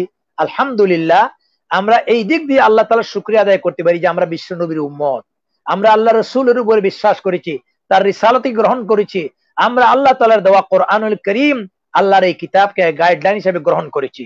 কিন্তু আমরাও আজকে মুসলমান বিভিন্ন সমস্যায় জর্জরিত। আমরা আল্লাহ রাসূলের উম্মত হওয়ার পরে কেন আমরা সমস্যায় জর্জরিত? আজকে আমাদের ভিতরে কেন বিভিন্ন ধরনের সমস্যা? মূল বিষয় হচ্ছে যে আমরা ঠিকই মুসলমান হিসেবে আসি, রাসূলের উম্মত হিসেবে আসি, কিন্তু আমরা পারফেক্ট উম্মত হতে পারি নাই। আমাদের ইমানও দুদ্দুলমান ইমান, আমাদের ভিতরে সত্যিকারের মুসলমানিত্ব আমরা নাই। আমরা নামে মুসলমান আছি, কিন্তু আমাদের ব্যক্তি, পরিবার, সমাজ, রাষ্ট্র, আমাদের কৃষ্টি, কালচার এবং শিক্ষা, সভ্যতা সব চলে গেছে বিধর্মীদের কালচারে। ডক্টর আল্লামা ইকবাল রহমতুল্লাহ আলাইহি আফসোস করে বলেছিলেন ওয়াজে তুম হো নাসারা তু তামাদ্দুন মে হানুদ কে জিনহে দেখ কে মুসলমান শর্মায়ে ইহুদ। তার বাংলা বাবার্থ হলো নাসরানি আর হিন্দুয়ানি চাল চলনে বাইরে গড়ে তোমরা কিসের মুসলমান আর ইহুদ যারা ঘৃণা করে। আজকে আমাদের পোশাকে আশাকে মুসলমানিত্ব নাই, আজকে আমাদের কথাতে রাসূল সাল্লাল্লাহু আলাইহি ওয়াসাল্লামের আদর্শ নাই, আজকে আমাদের ব্যক্তি জীবনে রাসূলের আদর্শ নাই, আজকে সমাজ এবং রাজনৈতিক জীবনে আমরা রাসূল সাল্লাল্লাহু আলাইহি ওয়াসাল্লামের আদর্শ থেকে অনেক দূরে চলে গেছি। তো আমাদের চরিত্রের কারণে আজকে আমরা মার খাচ্ছি। পৃথিবীতে আমাদেরকে নিয়ে বিধর্মীরা আমাদেরকে মনে যা চায় তা করছে। দুঃখজনক হলো সত্য, আজকে পৃথিবীতে মুসলমান, সঠিক মুসলমানের অভাব। আল্লামা ইকবালের আরেকটা কথা আমার স্মরণ হলো, তিনি বলেছিলেন সুর হ গাই দুনিয়া মে মুসলমান ইস্তে নাবুদ, সুর হ গাই দুনিয়া মে মুসলমান ইস্তে নাবুদ, হাম ইয়ে কাহতে হ্যায় কবি মুসলমান দুনিয়া ভি মৌজুদ। তিনি বলেছেন সারা দুনিয়াতে সুর উঠলো, মুসলমান মারা গেল, মুসলমান মারা গেল। কাশ্মীরে আজকে মুসলমান মার খাচ্ছে, আফগানিস্তানে মুসলমান মার খাচ্ছে, এইভাবে আজকে বজনিয়া, চেজনিয়া, তাছাড়া আমাদের বাংলাদেশের পার্শ্ববর্তী এলাকা মিয়ানমার, আজকে তাদের বাড়িঘর ছাড়া হয়ে গেছে। দুনিয়ার সব জায়গাতে মুসলমানরা লাঞ্ছিত হচ্ছে, মুসলমানকে চিৎকারি দিচ্ছে। তো তিনি বলেছেন সুর উঠেছে যে মুসলমান মারা গেল, মুসলমান মারা গেল, মুসলমান মারা গেল। তিনি বলছেন হাম ইয়ে কাহতে হ্যায় কে দুনিয়া মে কই মুসলমান ভি মৌজুদ। আমি তো দুনিয়ার দিকে লক্ষ্য করে দেখছি যে আজকে দুনিয়াতে মুসলমানই নাই। মুসলমান মরলো কোথায়? মুসলমান কোথায়? আসলে মুসলমান আছে ঠিকই, কিন্তু খাঁটি মুসলমানের অভাব, সঠিক মুসলমানের অভাব, এই জন্য আজকে আমরা মার খাচ্ছি। আমার একটা কথা মনে করো, বিশিষ্ট দার্শনিক জর্জ বার্নাস, তাকে জিজ্ঞাসা করা হয়েছিল যে স্যার, পৃথিবীতে অসংখ্য ধর্ম আছে, অসংখ্য মতবাদ আছে, সবচেয়ে শ্রেষ্ঠ ধর্ম কোনটি? তিনি বলেছিলেন ইসলামই হচ্ছে একমাত্র শ্রেষ্ঠ ধর্ম। একজন অমুসলিম গবেষক দার্শনিক তিনি ইসলাম ধর্ম শ্রেষ্ঠ বলেছেন। আবার তাকে জিজ্ঞাসা করা হয়েছিল যে স্যার, সবচেয়ে নিকৃষ্ট জাতি কোনটি? তিনি বলেছিলেন মুসলমান জাতি। তো এই কথাটার একটা রহস্যপূর্ণ বিষয় আছে। আগে তিনি বললেন ইসলামই হচ্ছে শ্রেষ্ঠ ধর্ম, আর ইসলামের অনুসারী যারা তারাই হলো মুসলমান, অথচ তিনি বললেন নিকৃষ্ট হচ্ছে জাতি মুসলমান জাতি। এই নিকৃষ্ট বলতে আমাদের চরিত্র, আমাদের আখলাক, আমাদের কর্ম তিনি কি দোষারোপ করেছেন। যে সত্যিকারের মুসলমান যদি হয় তাহলে মুসলমানদের কাজে কর্মে চলাফেরা, মুসলমানদের তাহজিব তামাদ্দুন সবে বিশ্বনবী মুহাম্মদ রাসূলুল্লাহ সাল্লাল্লাহু আলাইহি ওয়াসাল্লামের আদর্শের ভিতরে। কিন্তু আজকের মুসলমান কই? যাদেরকে দেখলে এদেরকে তো রাসূল সাল্লাল্লাহু আলাইহি ওয়াসাল্লামের আদর্শ, রাসূল সাল্লাল্লাহু আলাইহি ওয়াসাল্লামের উম্মত বলে চিনা যায় না। এই জন্য এদের চরিত্রের কারণে এরা নিকৃষ্ট হয়ে গেছে। আসলে আমরা এই নিকৃষ্ট হচ্ছি, বিশ্বে আজকে আমরা মার খাচ্ছি আমাদের চরিত্রের কারণে। অথচ আমাদেরকে বলা হয়েছে কুনতুম খায়রা উম্মাহ, তোমরাই হচ্ছে সর্বশ্রেষ্ঠ জাতি। এই জন্য বর্তমান এই বিশ্ব সংকটের মোকাবেলায় আমাদের মুসলমানদের দায়িত্ব আমরা আত্মসমালোচনা করি, আমরা অন্যদেরকে দোষারোপ না করে আমাদেরকে আত্মসমালোচনা করা উচিত। প্রথম নম্বরে যে আমাদের ভিতরে বেশ কিছু সংকট আছে। এক নম্বর সংকট হচ্ছে যে আজকে মুসলমানদের ভিতরে ঐক্য নাই, আজকে মুসলমানদের ভিতরে কোনো ইউনিট নাই। আমরা দলে দলে, এরপরে মসলকে মসলকে, আমরা বিভিন্ন মজহবে, আমরা বিভিন্ন ধরনের ফেরকাবাজিতে এমন ভাবে অভ্যস্ত হয়েছি যে আমরা কে কাকে কত ফতোয়া দিয়ে কাফির বানাতে পারি, এইটা হচ্ছে আমরা লিপ্ত। ইসলামের মৌলিক বিষয় সম্পর্কে সবাই কিন্তু এক।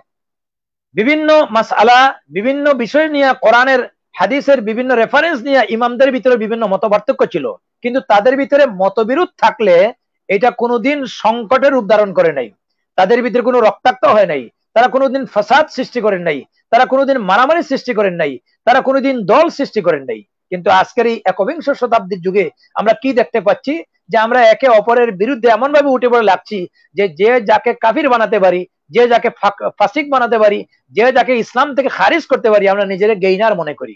আর এই কাজটা করার কারণে আজকের যারা ইসলাম বিদ্বেষী, রসুল বিদ্বেষী, রসুলের উম্মতের বিদ্বেষী, তারা এটাকে কাজে লাগাচ্ছে। কারণ তারা চায় ডিভাইড এন্ড রুল, মুসলমানরা তারা পাট পাট থাকুক, তারা মারামারি করুক, তারা আভ্যন্তরিক এইভাবে এক দল আরেক দলের উপরে চড়াও হোক, এতে তাদের মারামারিতে জীবন যাবে, আর এর মাঝখানে নেতৃত্বের দায়িত্ব আমরা নেব। এটা হচ্ছে তাদের মূল স্বার্থ। এই জন্য এই সংকটকালে আমাদের উত্তরণের জন্য আমাদের প্রথম কাজ হচ্ছে আমাদের এক হতে হবে। কোনো অবস্থাতেই বিচ্ছিন্ন পন্থা অবলম্বন করা যাবে না। হ্যাঁ, মানুষের ভিতরে দোষ থাকতে পারে, মানুষের ভিতরে কোয়ালিটিগত যোগ্যতার অভাব থাকতে পারে, আমরা একে অপরকে ইসলাহ করব। আমি কারো হয়তো দর্শন বা কারো মত বা কারো দিক নির্দেশনা হয়তো আমার কাছে ভালো লাগে না, আমি এর চেয়ে ভালো কোন পন্থা উদ্ভাবন করার চেষ্টা করব। তাই বলে আমি তাকে নিন্দার চোখে দেখবো না, ফিতনার দিকে যাব না। আজকে সবচেয়ে বড় সমস্যা হচ্ছে আমাদের মুসলমানদের ভিতরে ফিতনা, ফেরকাবাজি। আল্লাহ রাব্বুল আলামিন কোরআনে কারীমে এই কথাটা বলেছেন, ওয়াতাসিমু বিহাবলিল্লাহি জামিআন ওয়ালা তাফাররাকু, তোমরা আল্লাহর রজ্জুকে শক্ত করে আঁকড়ে ধরো, আল্লাহর রজ্জুকে তোমরা শক্ত করে আঁকড়ে ধরো। হাবলুল্লাহ, আল্লাহর রজ্জু বা আল্লাহর রশি বলতে কি? এখানে সকল মুফাসসিরিনে কেরাম ব্যাখ্যায় বলেছেন আল্লাহর রজ্জু বলতে কোরআনুল কারীম। যেহেতু কোরআন এক, নবী এক, ধর্ম এক, আল্লাহ এক, আমরা ডিভাইড হব কেন? আমরা কেন মতানৈক্য করব? সুতরাং আমরা কোরআনকে আঁকড়ে ধরবো, আল্লাহর কথাগুলিকে আমরা মেনে নেব, এবং আল্লাহ তাআলা যা বলেছেন এটার বিপরীত আমরা কোনো ব্যাখ্যায় যাব না। এটা হলো আমাদের এক নম্বর। দুই নম্বর হচ্ছে ওয়ালা তাফাররাকু, আমরা বিচ্ছিন্ন থাকবো না, আমরা এক থাকবো। কোরআনে কারীমে আল্লাহ তাআলা আরো বলেছেন আন আকিমুদ্দিন ওয়ালা তাতাফাররাকু, দিন প্রতিষ্ঠা করো, তোমরা বিচ্ছিন্ন হয়ে যাও না। বিচ্ছিন্নতার মাধ্যমে কোনো অবস্থাতেই আমরা কল্যাণ লাভ করতে পারবো না। তুচ্ছ আমি একটা উদাহরণ দিতে পারি। রিসেন্টলি আজকে ম্যাক্রন, ফ্রান্সের সরকার, নবী করিম সাল্লাল্লাহু আলাইহি ওয়াসাল্লামের বিরুদ্ধে ব্যঙ্গ করেছে রাষ্ট্রীয়ভাবে। এটার জন্য আমরা বিশ্বের সব মুসলমানরা আঘাতপ্রাপ্ত হয়েছি। কারণ রাসূল সাল্লাল্লাহু আলাইহি ওয়াসাল্লামের মহব্বত সকল ইমানদারের অন্তরের ভিতরে জাগ্রত থাকা, এটা ইমানের বৈশিষ্ট্য। কারণ আল্লাহ রাসূল বলেছেন লা ইউমিনু আহাদুকুম হাত্তা আকুনা আহাব্বা ইলাইহি মিন ওয়ালিদিহি ওয়া ওয়ালাদিহি ওয়ান নাসি আজমাইন তোমরা সত্যিকার অর্থে ইমানদার হতে পারবে না যতক্ষণ পর্যন্ত তোমাদের পিতামাতা পরিবার পরিজন সকলের চাইতে আমি মুহাম্মদুর রাসূলুল্লাহ সাল্লাল্লাহু আলাইহি ওয়াসাল্লামকে মহব্বত করবে না, ভালোবাসবে না, তোমরা কামিল ইমানদার হতে পারবে না। এই বৈশিষ্ট্য থাকার কারণে দুনিয়ার সব মুসলমানদের অন্তরে আঘাত লেগেছে। তো আমরা একটা জিনিস লক্ষ্য করে দেখছি, সেটা হচ্ছে যে এটার জন্য গোটা দুনিয়ায় আওয়াজ উঠেছে, নারায়ে তাকবীর, আল্লাহু আকবার, নবীর দুশমনেরা হুঁশিয়ার, সাবধান। এইভাবে বিভিন্ন আরব আমিরাত, Kuwait, Bahrain, Iraq, Afghanistan, Pakistan, Bangladesh, এরপরে তুরস্ক সবচেয়ে শক্তিশালী ভূমিকা পালন করেছে। তুরস্ক সরকার বলেছেন he is a wrong headed, এই ম্যাক্রন হচ্ছে একটা মানসিক রোগী, তার স্বাস্থ্য পরীক্ষা করার দরকার। এইভাবে যখন আমরা ঐক্যবদ্ধ হইয়া তার প্রতিবাদ করেছি, এমনকি সৌদি আরব রাষ্ট্রীয়ভাবে প্রতিবাদ করেছে। আলহামদুলিল্লাহ, গোটা দুনিয়ার মুসলিম উম্মাহ এই একটা বিষয়ে এক ছিল। যদিও আমাদের ভিতরে বিভিন্ন দল ছিল, মত ছিল, মাসলাক ছিল, ইখতিলাফাত ছিল, কিন্তু রাসূল সাল্লাল্লাহু আলাইহি ওয়াসাল্লামের মহব্বতে আমরা সবাই ঐক্যবদ্ধ হয়ে যে আন্দোলন করেছি, সেই আন্দোলনের আজকের লাভটা কি, আউটপুটটা কি, সেটা হচ্ছে যে অনতি বিলম্বে ম্যাক্রন গোটা বিশ্ববাসীর কাছে দুঃখ প্রকাশ করেছে, নমনীয় হয়েছে এবং তিনি এই কথা বলতে বাধ্য হয়েছেন যে আমি মুসলমানদের অন্তরে আঘাত দিতে চাই না, এটা আমার উদ্দেশ্য ছিল না। তো আমরা এই একটা বিষয়ে যদি ঐক্যবদ্ধ থাকার কারণে আজকে ম্যাক্রনের মতো সেই ব্যক্তি যদি দুর্বল হতে পারে, বিশ্ব মুসলমানদের কাছে মাথা নত করতে পারে, তাহলে আমাদের ছোটখাটো সব ইখতিলাফাত বাদ দিয়ে আমরা যদি ওয়াতাসিমু বিহাবলিল্লাহি জামিআন এই আয়াতের আলোকে আমাদের জীবনকে চালাতে পারি, আন আকিমুদ্দিন ওয়ালা তাতাফাররাকু, দিন প্রতিষ্ঠার জন্য বিচ্ছিন্ন পন্থা অবলম্বন না করে এক এবং নেক হয়ে থাকতে পারি, তাহলে বিশ্বে এই সংকট থেকে উত্তরণের জন্য ইনশাআল্লাহ বিশ্বনবী মুহাম্মদ রাসূলুল্লাহ সাল্লাল্লাহু আলাইহি ওয়াসাল্লামের উম্মতেরাই একদিন এগিয়ে আসবে। রাসূলের আদর্শই প্রতিষ্ঠা করার জন্য যদি আমরা ঐক্যবদ্ধভাবে কাজ চালাই, তাহলে এই সংকট থেকে, সংকটের মোকাবেলায় উত্তরণ ঘটানো যাবে। এবং আল্লামা ইকবাল রহমতুল্লাহ আলাইহি এই সবক তিনি আমাদেরকে দিয়েছেন। আল্লামা ইকবাল রহমতুল্লাহ আলাইহি বলেছেন, सबक पढ़ फिर सदाकत का, अदालत का, लियाकत का, के लिया जाए तुझसे फिर दुनिया की इमामत का। সত্য ন্যায়ের শিক্ষা তুমি দীক্ষা করে লো আবার, তোমার শিরে আসছে আবার কুল জাহানের শাসনবার। আমরা যদি বিশ্বনবী মুহাম্মদ রাসূলুল্লাহ সাল্লাল্লাহু আলাইহি ওয়াসাল্লামের রেখে দেওয়া যে আদর্শকে গ্রহণ করতে পারি, তাহলে আমাদের কোনো একটা ছোটখাটো দেশ, কোনো একটা এলাকার নেতৃত্ব নিয়ে আমাদের লাফালাফি আর মারামারি কাটাকাটি করার কোনো প্রয়োজন নাই। বরং গোটা বিশ্বের নেতৃত্বের আসন, চেয়ারগুলি খালি হয়ে আসে। আমরা যদি এক হয়ে আল্লাহর নবীর আদর্শকে গ্রহণ করতে পারি, গোটা পৃথিবীর নেতৃত্ব একদিন বিশ্বনবী মুহাম্মদ রাসূলুল্লাহ সাল্লাল্লাহু আলাইহি ওয়াসাল্লামের উম্মতেরা দেবে। এবং বর্তমান এই বিশ্বের সংকটের মোকাবেলায় পৃথিবীকে শান্তির পথে ফিরিয়ে আনার জন্যই রসুলের আদর্শই যথেষ্ট হবে, রসুলের রেখে যাওয়া তার আদর্শই যথেষ্ট হবে। নবী করিম সাল্লাল্লাহু আলাইহি ওয়াসাল্লাম তার অন্তিম কালে শেষ বক্তব্য যেটি ছিল, এর একটা অংশ ছিল আমাদের সবার জানা আছে। আল্লাহ রাসূল বলেছেন, তারাকতু ফীকুম আমরাইন লান তাদিল্লু মা তামাসসাকতুম বিহিমা, কিতাবাল্লাহি ওয়া সুন্নাত রাসূলিহি আও কামা ক্বালা আলাইহিস সালাতু ওয়াস সালাম। আমাদের সম্মানিত আজকের মেহমান এবং দেশ বিদেশে প্রবাসে যে যেখান থেকেই আমাদের সাথে আজকের এই লাইভে অংশগ্রহণ করেছেন, আমরা সকল ভাই বোনদের উদ্দেশ্যে বলতে চাই যে আল্লাহ রাসূল বলেছেন, তারাকতু ফীকুম আমরাইন লান তাদিল্লু মা তামাসসাকতুম বিহিমা, আমি দুনিয়া থেকে চলে যাচ্ছি, তোমাদের জন্য রেখে যাচ্ছি দুটো জিনিস। কি দুটো জিনিস রেখে গেছেন? তিনি বলেছেন, একটা হলো কোরআনুল কারীম কালামুল্লাহ, আর আরেকটা হলো সুন্নাত রাসূলিহি, আল্লাহ রাসূলের জীবন আদর্শ, কোরআন আর সুন্নাহ। তিনি সম্পদ রেখে যান নাই, তিনি তার আওলাদ রেখে যান নাই, বিশাল জনশক্তি তিনি রেখে যান নাই, বিপুল সম্পদ তিনি আমাদেরকে রেখে যান নাই, তিনি রেখে গেছেন দুইটা সম্পদ, কোরআন আর সুন্নাহ। তিনি বলেছেন, এই দুটো জিনিস যদি আঁকড়ে ধরো, লান তাদিল্লু মা তামাসসাকতুম বিহিমা, তোমরা পথভ্রষ্ট হবে না, লাঞ্ছিত হবে না, তোমাদেরকে সংকটের মোকাবেলার জন্য খুব চিন্তা করতে হবে না। এই দুটো জিনিস হলো কোরআন আর সুন্নাহ। আমরা সাধারণত একটা এক্সাম্পল দিয়ে বুঝাতে পারি যে একটা রেল দুইটা লাইনের উপরে তার চাকা যখন ঠিকঠাক থাকে, তাহলে আশা করা যায় গন্তব্যস্থানে সে সহজে পৌঁছতে পারবে। আর রেলের চাকা যদি যে কোনো একটা লাইনচ্যুত হয়ে যায়, তাহলে গন্তব্যস্থানে পৌঁছা দূরের কথা, মাঝখানে অ্যাক্সিডেন্ট হয়ে জীবন সর্বনাশ হওয়ার আশঙ্কা থাকে। তো ঠিক তেমনি ভাবে আমাদের মুমিনের জীবনের ইমানের যে গাড়ি যেটা আছে, যে আপনার রেলটা আছে, এই রেলের চাকা দুইটা লাইনের উপরে রাখতে হয়, একটা কোরআন আর একটা সুন্নাহ। আমার ব্যক্তি, আমার পরিবার, আমার সমাজ, আমার রাষ্ট্র, আমার আন্তর্জাতিক লাইফ, আমার ফ্যামিলির লাইফ, অর্থনৈতিক লাইফ, জীবনের সব লাইফ যদি বিশ্বনবী মুহাম্মদ রাসূলুল্লাহ সাল্লাল্লাহু আলাইহি ওয়াসাল্লামের রেখে যাওয়া আদর্শ, তার সুন্নাহ অনুযায়ী আমাকে চালাতে পারি, তাহলে এই বিশ্বের সংকটের মোকাবেলায় আমরা উত্তরণ ঘটাতে পারবো ইনশাআল্লাহ। আল্লাহর সাহায্য আসবে। আর আল্লাহ তাআলা বলেছেন ওয়াকানা, আল্লাহ তাআলা বলেছেন নাসরুল মুমিনিন, আল্লাহ তাআলা মুমিনদেরকে সাহায্য করা আল্লাহর জন্য কর্তব্য। তো আমরা যদি মুমিনদের আল্লাহর সাহায্য চাই, তাহলে আমাদেরকে এক থাকতে হবে, নেক থাকতে হবে, রাসূলের আদর্শকে গ্রহণ করতে হবে। আল্লাহ তাআলা বলেছেন ওয়ালা তাহিনু ওয়ালা তাহজানু ওয়া আনতুমুল আ'লাউনা ইন কুনতুম মুমিনিন। তোমাদের ভয়ের কোনো কারণ নাই, চিন্তার কোনো কারণ নাই, শঙ্কাগ্রস্ত হওয়ার কোনো প্রয়োজন নাই, শঙ্কিত হওয়ার কোনো দরকার নাই যদি তোমরা মুমিন হও। তো আমরা যদি মুমিন হতে পারি, তাহলে সাহায্য আসবে আল্লাহ তাআলার কাছ থেকে। আল্লাহই একমাত্র মুমিনদের সাহায্যকারী, আল্লাহ ছাড়া আমাদের সাহায্যকারী কেউ নাই। এই জন্য আসুন, আজকে রবিউল আউয়াল মাস চলছে, আমরা বছরের চাকা ঘুরে আমাদের মাঝে আসলে আমরা বেশি পরিমাণে আল্লাহ রসুলকে স্মরণ করি, আল্লাহ রসুলের আলোচনা করি, আল্লাহ রসুলের মিলাদ করি, বিভিন্ন ভাবে আল্লাহ রসুলকে আমরা দেখি। কিন্তু রবিউল আউয়াল চলে গেলে আমরা আল্লাহ রসুল সাল্লাল্লাহু আলাইহি ওয়াসাল্লামকে ভুলে যাই। সবচেয়ে বড় বিষয় হলো যে রসুল সাল্লাল্লাহু আলাইহি ওয়াসাল্লামের জীবন আদর্শ কোনো একটি সময়, একটি কাল আর একটি ব্যক্তির জন্য নয়, গোটা বিশ্ববাসীর জন্য কিয়ামত পর্যন্ত।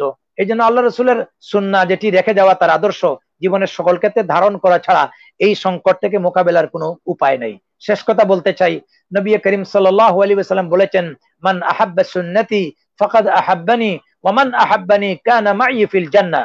যে ব্যক্তি আমার মতাদর্শকে মহব্বত করলো, সে আমি নবীরে মহব্বত করলো, আর যে আমি নবীরে মহব্বত করলো, কিয়ামতের দিন সে আমার সাথে বেহেশতের সাথী হয়ে গেল। সুবহানাল্লাহি ওয়া বিহামদি। আমরা রসুলের সুপারিশ ছাড়া বেহেশতে যেতে পারবো না, রসুলের আদর্শ ছাড়া দুনিয়াতেও আমরা উত্তরণ ঘটাতে পারবো না, রসুলের সুপারিশ ছাড়া কিয়ামতের দিন নাজাতও পাবো না। এই জন্য জীবনের সকল ক্ষেত্রেই রাসূলুল্লাহ সাল্লাল্লাহু আলাইহি ওয়াসাল্লামের আদর্শকে গ্রহণ করা ছাড়া বিশ্ব সংকট মোকাবেলায় আমাদের উত্তরণের কোনো পথ নাই। আমি RTN বাংলা UK এই টিভিকে ধন্যবাদ জানাই, বিশেষ করে আজকের অনুষ্ঠানের যিনি পরিচালক, আমাদের অত্যন্ত প্রিয় ভাজন ব্যক্তিত্ব ভাই নুরুল আমিন তারেক, যিনি দীর্ঘদিন যাবৎ এই টিভির মাধ্যমে ইসলামিক প্রোগ্রাম করে যাচ্ছেন এবং একটি দাওয়াতি মিশন গোটা বিশ্ববাসীর সামনে ওলামায়ে কেরামদের কাছ থেকে মেসেজ তুলে দিচ্ছেন। আমি তাকে আবারও মোবারকবাদ জানাই, ধন্যবাদ জানাই, বাংলা টিভি UK কে ধন্যবাদ জানাই। এবং আজকের অনুষ্ঠানে যে বা যারা যেখান থেকে অংশগ্রহণ করেছেন, আপনাদের সকলের সুস্থতা, হায়াতে তৈয়বা কামনা করে বর্তমান বিশ্বের এই বিশ্ব সংকট মোকাবেলায় রাসূল সাল্লাল্লাহু আলাইহি ওয়াসাল্লামের আদর্শকে গ্রহণ করা ছাড়া কোনো উপায় নাই, এই বিষয়ের উপরে আলোকপাত করে এখানেই শেষ করে নিচ্ছি। ওয়া আখিরু দাওয়ানা আনিল হামদুলিল্লাহি রাব্বিল আলামিন। ওয়াসসালামু আলাইকুম ওয়া রাহমাতুল্লাহি ওয়া বারাকাতুহু। আলহামদুলিল্লাহ, জাযাকুমুল্লাহ খাইরান। মুহতারামকে চমৎকার ভাবে কোরআন হাদিসের আলোকে আমাদেরকে আজকে এই বিষয়ে, এই সংকটময় সময়ে আমরা কিভাবে এই সংকটকে মোকাবেলা করতে পারি সেটা আলোকে বক্তব্য রাখার জন্য আমি আমাদের প্রোগ্রামের শেষ প্রান্তে আমি এর পর্যায়ে চলে আসছি আমাদের মুহতারাম শাহ অলিউল্লাহ সাহেবের কাছে।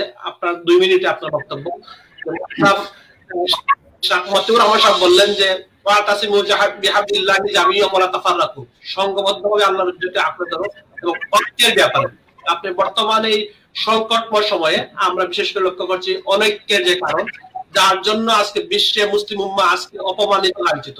এক্ষেত্রে মুসলিম উম্মাহর ঐক্যের ক্ষেত্রে আপনার সর্বশেষ 2 মিনিটের বক্তব্য যদি আপনি আমাদের দর্শকদের করেন। মোবারকবাদ জানাচ্ছি সম্মানিত পরিচালক, আপনার মাধ্যমে আমাদের শায়েখ মতিউর রহমান সাহেব দীর্ঘক্ষণ মূল্যবান আলোচনা করেছেন। দর্শক শ্রোতাদেরকে ধন্যবাদ জানাচ্ছি, শায়েখকে ধন্যবাদ জানাচ্ছি।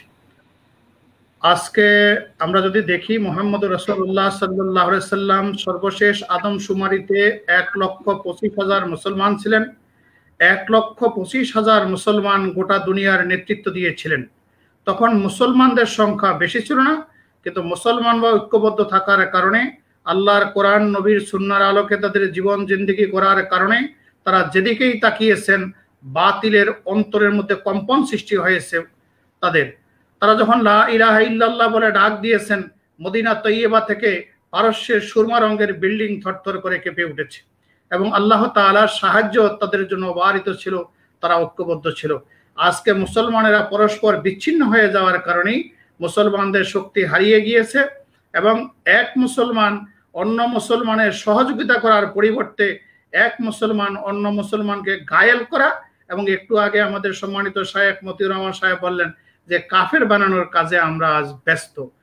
তো যার কারণে মুসলমানদের শক্তি আজ দিন দিন হারিয়ে গিয়েছে। এই জন্য 1 নম্বরে মুসলমানদেরকে ঐক্যবদ্ধ হতে হবে। 2 নম্বরে মুসলমানদেরকে ওয়াতাসিমু বিহাবলিল্লাহি জামিয়া ওয়ালা তাফাররাকু, আল্লাহর কোরআনকে ঐক্যবদ্ধভাবে ধরতে হবে। এটা শায়েখ বলেছেন যে আল্লাহ রাসূল সাল্লাল্লাহু আলাইহি ওয়াসাল্লামের একটি হাদিসও আছে, ইন্না হাযাল কোরআন হাবলুল্লাহি ওয়া নূরুম মুবিন, যে আল্লাহর রশি হলো এই আল্লাহর কোরআন। আল্লাহর কোরআনকে যারা ধরবে, যে ইন্না হাযাল কোরআনা বিয়াদিহি, এই কোরআনটা এক প্রান্ত হলো আল্লাহর হাতে, আরেকটা হলো বান্দার হাতে। যারা এটাকে শক্তভাবে ধারণ করবে তারা কখনো পথভ্রষ্ট হবে না, তারা কখনো বিচ্ছিন্ন হবে না। আজকের মুসলিম সমাজও আজ অন্যায় অনাচার পাপাচারে পরিপূর্ণ, কারণ তারা কোরআন এবং সুন্নাহ থেকে অনেক দূরে সরে গেছে। এই জন্যে এই অন্ধকারচ্ছন্ন সমাজ থেকে অন্ধকারকে দূর করার জন্য আলোর দরকার, আর কোরআন হলো সেই আলো। যে কদ জাআকুম মিনাল্লাহি নূরুন ওয়া কিতাবুম মুবিন, আল্লাহর কাছ থেকে আমাদের কাছে এসেছে একটি নূর এবং সুস্পষ্ট কিতাব। এই কিতাবটার কাজ হলো ইয়াহদি বিহিল্লাহু মানিত্তাবা রিদওয়ানাহু সুবুলাস সালাম, যে এটা যদি কেউ অনুসরণ করে আল্লাহ এর মাধ্যমে হেদায়েত দিবেন এবং এটা অনুসরণ করলে সে আল্লাহ তাআলার সন্তুষ্টি লাভ করবে। আজকে পৃথিবীর বিশ্ববাসী যে শান্তির জন্য যে স্লোগান তুলেছে সুবুলাস সালাম, এই কোরআন হলো শান্তির মহাসড়ক। এই কোরআনের উপরে যারা চলবেন, কোরআনের আলোকে জীবন জিন্দেগি করবেন, তারা শান্তির মহাসড়কে অবস্থান করবেন। শুধু দুনিয়াতে নয়, বরং আখিরাতেও আল্লাহ তাআলা তাদেরকে বিনা হিসাবে জান্নাতে পৌঁছে দিবেন। আর কোরআন কি করবে? ওয়ায়ুখরিজুহুম মিনাজ যুলুমাতি ইলান নূর ওয়া ইয়াহদিহিম ইলা সিরাতিম মুস্তাকিম। আর কোরআনটা হলো সমস্ত জুলুম অন্ধকার থেকে আলোর দিকে বের করে নিয়ে আসবে। আর নামাজে যে আমরা বলি ইহদিনাস সিরাতাল মুস্তাকিম, আর এই কোরআন মানুষকে সেই সিরাতাল মুস্তাকিমের পথে পরিচালনা করবে। যদি আমরা আল্লাহর কোরআন এবং নবীর সুন্নাহকে আঁকড়ে ধরতে পারি এবং জীবনের আঁকে বাঁকে সকল কাজে সকল অঙ্গনে সুরতে এবং সিরতে যদি আমরা রাসূলুল্লাহ সাল্লাল্লাহু আলাইহি ওয়াসাল্লামের সুন্নাহর আলোকে নিজের জীবন গড়তে পারি, ফা আহসিনু সুওয়ারুকুম ওয়া সিয়ারুকুম ওয়া খিজিনা বিসুন্নতিহি, যদি আমরা সুরত আর সিরতে রাসূলের সুন্নাত ধরতে পারি, আর তাহলে আমাদের পৃথিবীতে শান্তি আসবে। আল্লামা ইকবাল রহমতুল্লাহ আলাইহি এই প্রসঙ্গে বলেছেন কি মোহাম্মদ সে ওয়ফা তো হাম তেরি হায়, এ যাহা চিজ হায় ক্যা লৌহে কলম তেরি হায়। যদি তুমি সত্যিকার মুহাম্মদ রাসূলুল্লাহ সাল্লাল্লাহু আলাইহি সাল্লামের অনুসারী হতে পারো, তাহলে কি জমিন আসমান, বরং আল্লাহ পাকের লৌহ কলম পর্যন্ত তোমার আপন হয়ে যাবে। আমরা সাহাবায়ে কেরামের জিন্দেগির দিকে তাকালে দেখতে পাই যে সাহাবায়ে কেরাম মুহাম্মদ রাসূলুল্লাহ সাল্লাল্লাহু আলাইহি সাল্লামের সুন্নাহর আলোকে জিন্দেগি করার কারণে মদিনা তৈয়বার মিম্বার থেকে বসে আমিরুল মুমিনিন খলিফাতুল মুমিনিন ওমর রাদিয়াল্লাহু তাআলা সেই পারস্যে সারিয়াকে যুদ্ধের নেতৃত্বের নির্দেশনা দিয়েছেন, ইয়া সারিয়াতিল জাবাল, যে পাহাড়ের দিকে তাকাও, পাহাড়ের দিকে তাকাও। মিশরের নদীর পানি শুকিয়ে গিয়েছিল, খলিফাতুল মুসলিমিন হযরত ওমর রাদিয়াল্লাহু তাআলা সেই চিঠি লিখে দিলেন আর বললেন যে এই চিঠিটা যে নদীর তলদেশে রেখে আসবে সে যেন দ্রুত উপরে চলে আসে।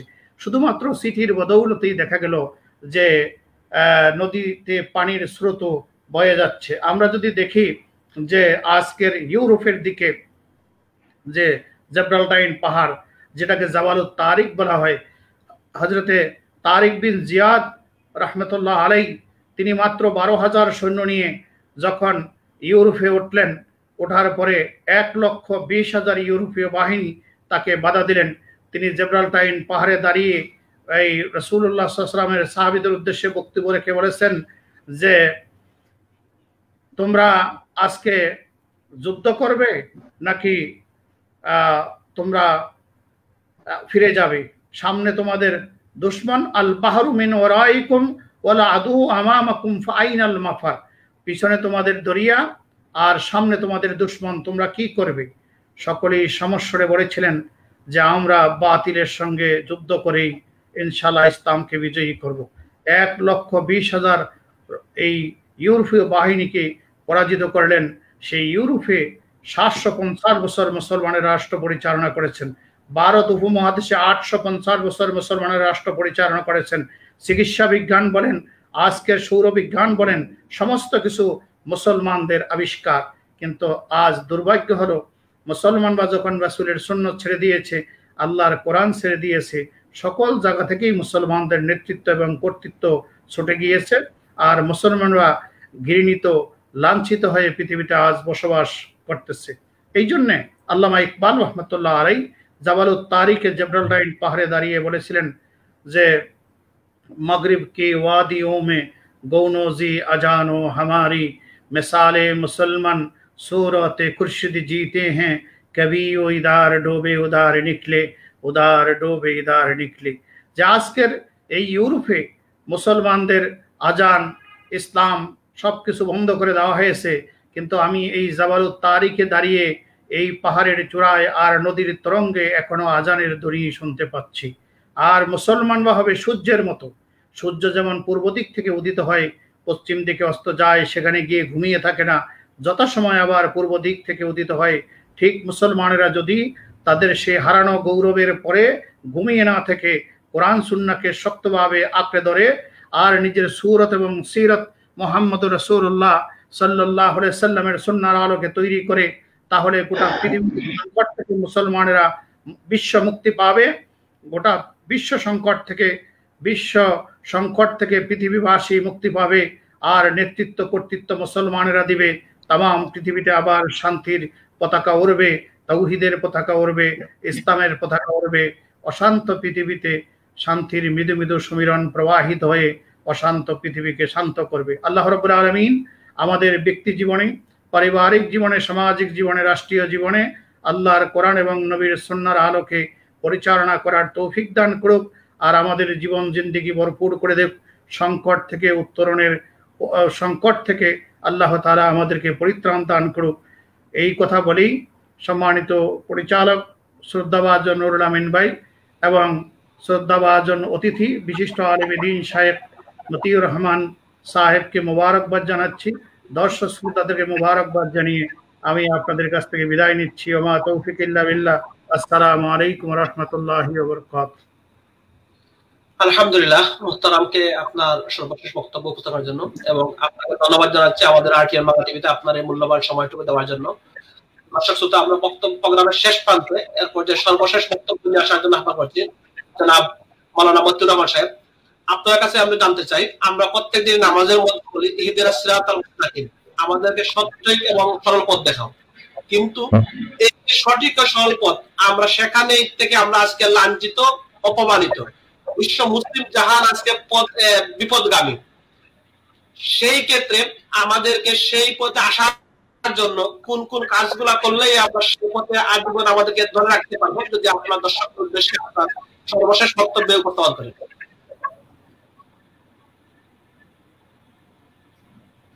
ধন্যবাদ নুরুল আমিন ভাই। আলহামদুলিল্লাহ রাব্বিল আলামিন। আমাকে আপনি বলেছেন যে আমরা নামাজের ভিতরে প্রতিনিয়ত বলি ইহদিনাস সিরাতাল মুস্তাকিম। এটার অর্থ হচ্ছে আয় আল্লাহ আমাদেরকে সরল সঠিক পথে পরিচালিত করো। এই আয়াতের ব্যাখ্যা আল্লাহ দিয়েছেন। আল্লাহ অন্য আয়াতে বলেছেন মিনান নবিয়িন ওয়াস সিদ্দিকিন ওয়াস শুহাদা ওয়াস সালিহিন। সিরাতে মুস্তাকিম বা সরল সঠিক পথ, হেদায়েতের পথ যেটি, এটা 4 শ্রেণীর মানুষের পথ। আম্বিয়া আলাইহিমুস সালাতু ওয়াস সালাম যে পথ অনুসরণ করেছেন, মিনান নবিয়িন নবীদের পথ, ওয়াস সিদ্দিকিন সত্যবাদী যারা ছিলেন তাদের পথ, ওয়াস শুহাদা ওয়াস সালিহিন যারা আল্লাহ তাআলার রাস্তায় তারা আল্লাহর দ্বীনের জন্য শহীদ হয়েছেন, রক্ত দিয়েছেন, ত্যাগ দিয়েছেন, সত্যিকারের শুহাদায়ে কেরামদের পথ, ওয়াস সালিহিন এবং আল্লাহ তাআলার নেককার পূর্ণ বান্দা বান্দাবান্দীদের পথ। তো আমরা এই 4 শ্রেণীর লোকদের যে পথ, এই পথটাকেই আল্লাহ তাআলা কোরআনেই ব্যাখ্যা দিয়ে বলেছেন এটি হচ্ছে সিরাতে মুস্তাকিম, সঠিক পথ। আমরা আমাদের জীবনে যদি আমরা কোরআনকে মেয়ার হিসাবে গ্রহণ করি, রাসূল সাল্লাল্লাহু আলাইহি ওয়াসাল্লামের জীবন আদর্শকে যদি আমরা মেয়ার হিসেবে গ্রহণ করি, তাহলে আমাদের সঠিক পথের বাইরে যাওয়ার কোনো প্রয়োজন নাই। আজকের বিশ্বের যে গুমরাহি, আজকের বিশ্বের যে সংকট, এটি হচ্ছে যে আমরা কোরআনের জায়গা, রসুলের জায়গা, এটাকে ছেড়ে দিয়ে আমাদের মন মস্তিষ্ক প্রসূত কিছু পথ মত তৈরি করেছি। এই পথগুলি হচ্ছে বিভ্রান্তি। আর কোরআন সুন্নাহর পথে, নবী রসুলদের পথে, এই পথ ছাড়া অন্য পথে গেলেই আমাদের গুমরাহি, দুনিয়া এবং আখিরাতের গুমরাহি ছাড়া আমাদের পথভ্রষ্ট হওয়া ছাড়া কোনো উপায় নেই। দুর্ভাগ্যজনক হলো সত্য যে আমরা এই পথকে চিনতেও পারি নাই, এই পথে নিজেরা থাকতে পারি নাই। এটার কিছু কারণও আছে। কারণ এই দুনিয়াটা হলো স্বার্থবাদ। আমাদের কিছু ধর্মের নামের কিছু লোক আছেন যারা স্বার্থবাদী। তারা কোরআন, সুন্নাহ, সাহাবা এবং শুহাদায়ে কেরাম, সালেহিনদের পথকে ডিঙ্গিয়ে তারা কিছু এমন নতুন নতুন পথ আবিষ্কার করেছেন যেই পথের মাধ্যমে টাকা পয়সা রুজি করা যায়, কামাই করা যায়। ধর্মের নামের এটা ব্যবসা চালু করেছেন। এর মাধ্যমে সরল প্রাণ মানুষগুলি বিভ্রান্ত হয়ে যাচ্ছে। এই জন্য আমাদেরকে এই চারটা আল্লাহর দেওয়া পথ বাদ দিয়ে অন্য কোনো পথ কোনো অবস্থাতেই অবলম্বন করা যাবে না। 2 নম্বর কথা হচ্ছে যে আমাদেরকে যে কোনো অবস্থাতে এক থাকতে হবে, ঐক্যবদ্ধ থাকতে হবে, কোরআনের পথে থাকতে হবে। আমার স্মরণ পড়ে বিশ্ববিখ্যাত দারুল উলুম দেওবন্দের একমাত্র ছাত্র ছিলেন মাহমুদুল হাসান দেওবন্দি রহমতুল্লাহ আলাইহি। উনাকে আসলে মাহমুদুল হাসান বলা হয়, কিন্তু উনি মাহমুদ হাসান। উনি মাল্টার বন্দী ছিলেন। ব্রিটিশদের বিরোধিতা করতে গিয়ে তাকে জেল জুলুম, এমনকি তাকে বিভিন্ন নির্যাতনের শিকার হতে হয়েছে। তো মাল্টার দ্বীপে তাকে বন্দী রাখা হয়েছিল এবং তার সাথে ছিলেন শাইখুল আরব ওয়াল আজম আল্লামা হুসাইন আহমদ মাদানী রহমতুল্লাহি আলাইহি। মাল্টার বন্দির মুক্তির পরে তিনি দেওবন্দে এসে আলেমদের কাছে বলেছিলেন যে আমি দীর্ঘ দিন জেলখানায় ছিলাম, জেলখানায় থেকে আমি একটা নতুন শিক্ষা নিয়ে এসেছি, নতুন একটা বিষয় আমি উপলব্ধি করেছি। তো সমস্ত ওলামায়ে কেরাম চিন্তা করলেন যে সারা জীবন তিনি এত বড় মাদ্রাসায় মেহনত করলেন, দিনই খেদমত দিলেন, কিন্তু জেলে গিয়ে তিনি নতুন আবার কি শিখলেন, এটা তো কৌতূহল। তো তিনি বলেছিলেন আমি জেলখানা থেকে যে 2টা জিনিস শিখে এসেছি সেটা হলো যে সারা জীবন আমি কোরআনের খেদমত করব, কোরআনের বাইরে যাব না, কোরআন সুন্নাহর খেলাফ কোনো পথ মত আমি গ্রহণ করব না। আর 2 নম্বরে আমি এক থাকবো, আমি নেক থাকবো, ঐক্য কখনো বিরোধিতা করব না। আমরা যদি আমাদের এই আকাবির বা যে সমস্ত বুজুর্গানে দিন ওলামায়ে কেরাম যাদেরকে আমরা শ্রদ্ধার চোখে দেখি, যাদের রেখে যাওয়া অসংখ্য কিতাব মুতাআলা করি, আর আমরা যদি তাদের অনুসরণ হয়ে থাকি, তাহলে আমাদেরকেই এই পথ অবলম্বন করতেই হবে। সঠিকভাবে সিরাতে মুস্তাকিমের পথ থাকতে হবে। এই পথ বিচ্যুতি হলে এই দুনিয়াতে বিভ্রান্তি, আখিরাতেই আমাদের গুমরাহি, আমাদের আখিরাতেই আমাদের জাহান্নাম চাওয়া যাওয়া কোনো উপায় নেই। এই জন্য বারবার একটা কথাই আসছে যে আজকের এই বিশ্বের সংকটকালে মুসলমানদের উত্তরণের একটাই পথ হচ্ছে এক থাকতে হবে, ন্যাক থাকতে হবে। মত পার্থক্য, মতভেদ আর দলাদলি এগুলা বাদ দিয়ে আমরা যদি ঐক্যবদ্ধ থাকি, ইখতিলাফাত অর্থাৎ ইত্তেফাক মাল ইখতিলাফ, কিছু ইখতিলাফাত আছে কিয়ামত পর্যন্ত থাকবে, এটা সুরা কেউ করতে পারবে না।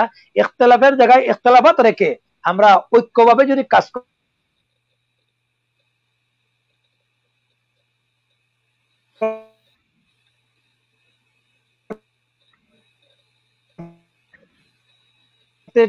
পারি যে আমি সেই দিনের আশাবাদী, সেই দিনের অপেক্ষায় আছি যেই দিন পৃথিবীতে একদিন কালিমার পতাকা উড্ডীন হবে। কোন একদিন এদেশের আকাশে কালিমার পতাকা দুলবে, সেদিন সবাই খোদারি বিধান পে দুঃখ বেদনা মুছবে। তো আমরা সেই দিনের অপেক্ষায় আছি। সেই দিন যদি আমরা চাই, এক থাকতে হবে, নেক থাকতে হবে। কোরআন সুন্নাহ সাহাবায়ে কেরাম সালেহিনদের যে পথ, এই পথ ছাড়া ভিন্ন কোনো পথ কোনো অবস্থাতে গ্রহণ করা যাবে না। এই জন্য শিরকের সাথে কোনো আপোষ চলবে না, বিদআতের সাথে কোনো আপোষ চলবে না, গুমরাহির সাথে কোনো আপোষ চলবে না। এই জায়গায় আমরা ইস্তেকামত থাকবো। ওয়াবুদুল্লাহ ওয়ালা তুশরিকু বিহি শাইআ, আল্লাহর দাসত্ব করো, আল্লাহর সাথে কাউকে অংশীদার করা যাবে না। যদি আমরা ইস্তেকামত থাকি, এক থাকি, নেক থাকি, ইনশাআল্লাহ সিরাতে মুস্তাকিমের পথ অবলম্বন করলে দুনিয়াও কামিয়াব হবে, আখিরাতেও নাজাত হবে।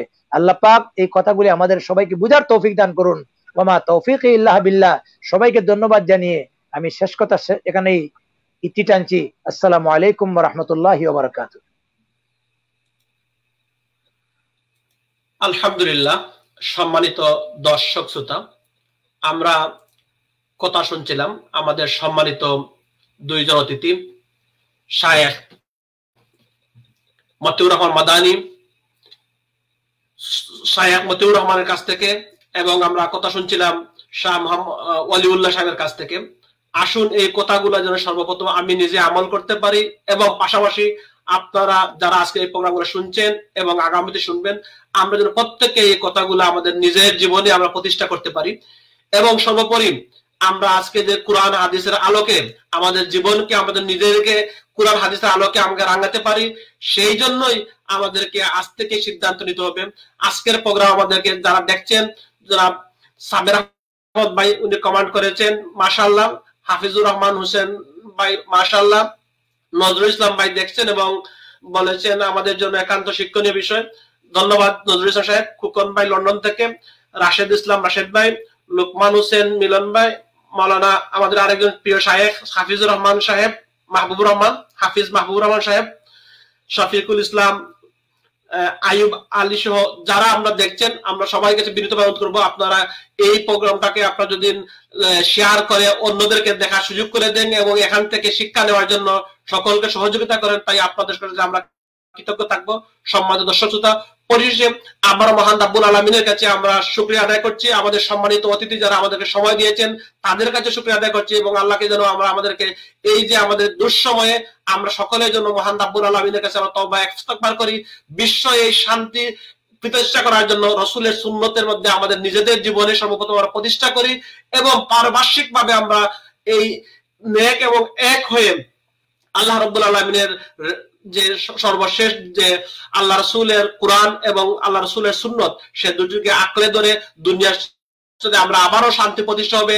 এবং সর্বশেষ আমাদের মুহতারাম বলেছেন যে কোন একদিন এদেশের আকাশে, বিশ্বের আকাশে কালেমার পতাকা উদ্দয়ন হবে। সে পর্যন্তই আমরা মহান রাব্বুল আলামিনের তৌফিক কামনা করে আজকের প্রোগ্রাম এখানে শেষ করছি। পরবর্তী সময় দেখা হবে অন্য কোনো অতিথিকে নিয়ে। আর সে পর্যন্ত আপনারা সকলে ভালো থাকেন, সুস্থ থাকেন এবং নিরাপদে থাকেন, আশাবাদ ব্যক্ত করে বিদায় নিচ্ছি।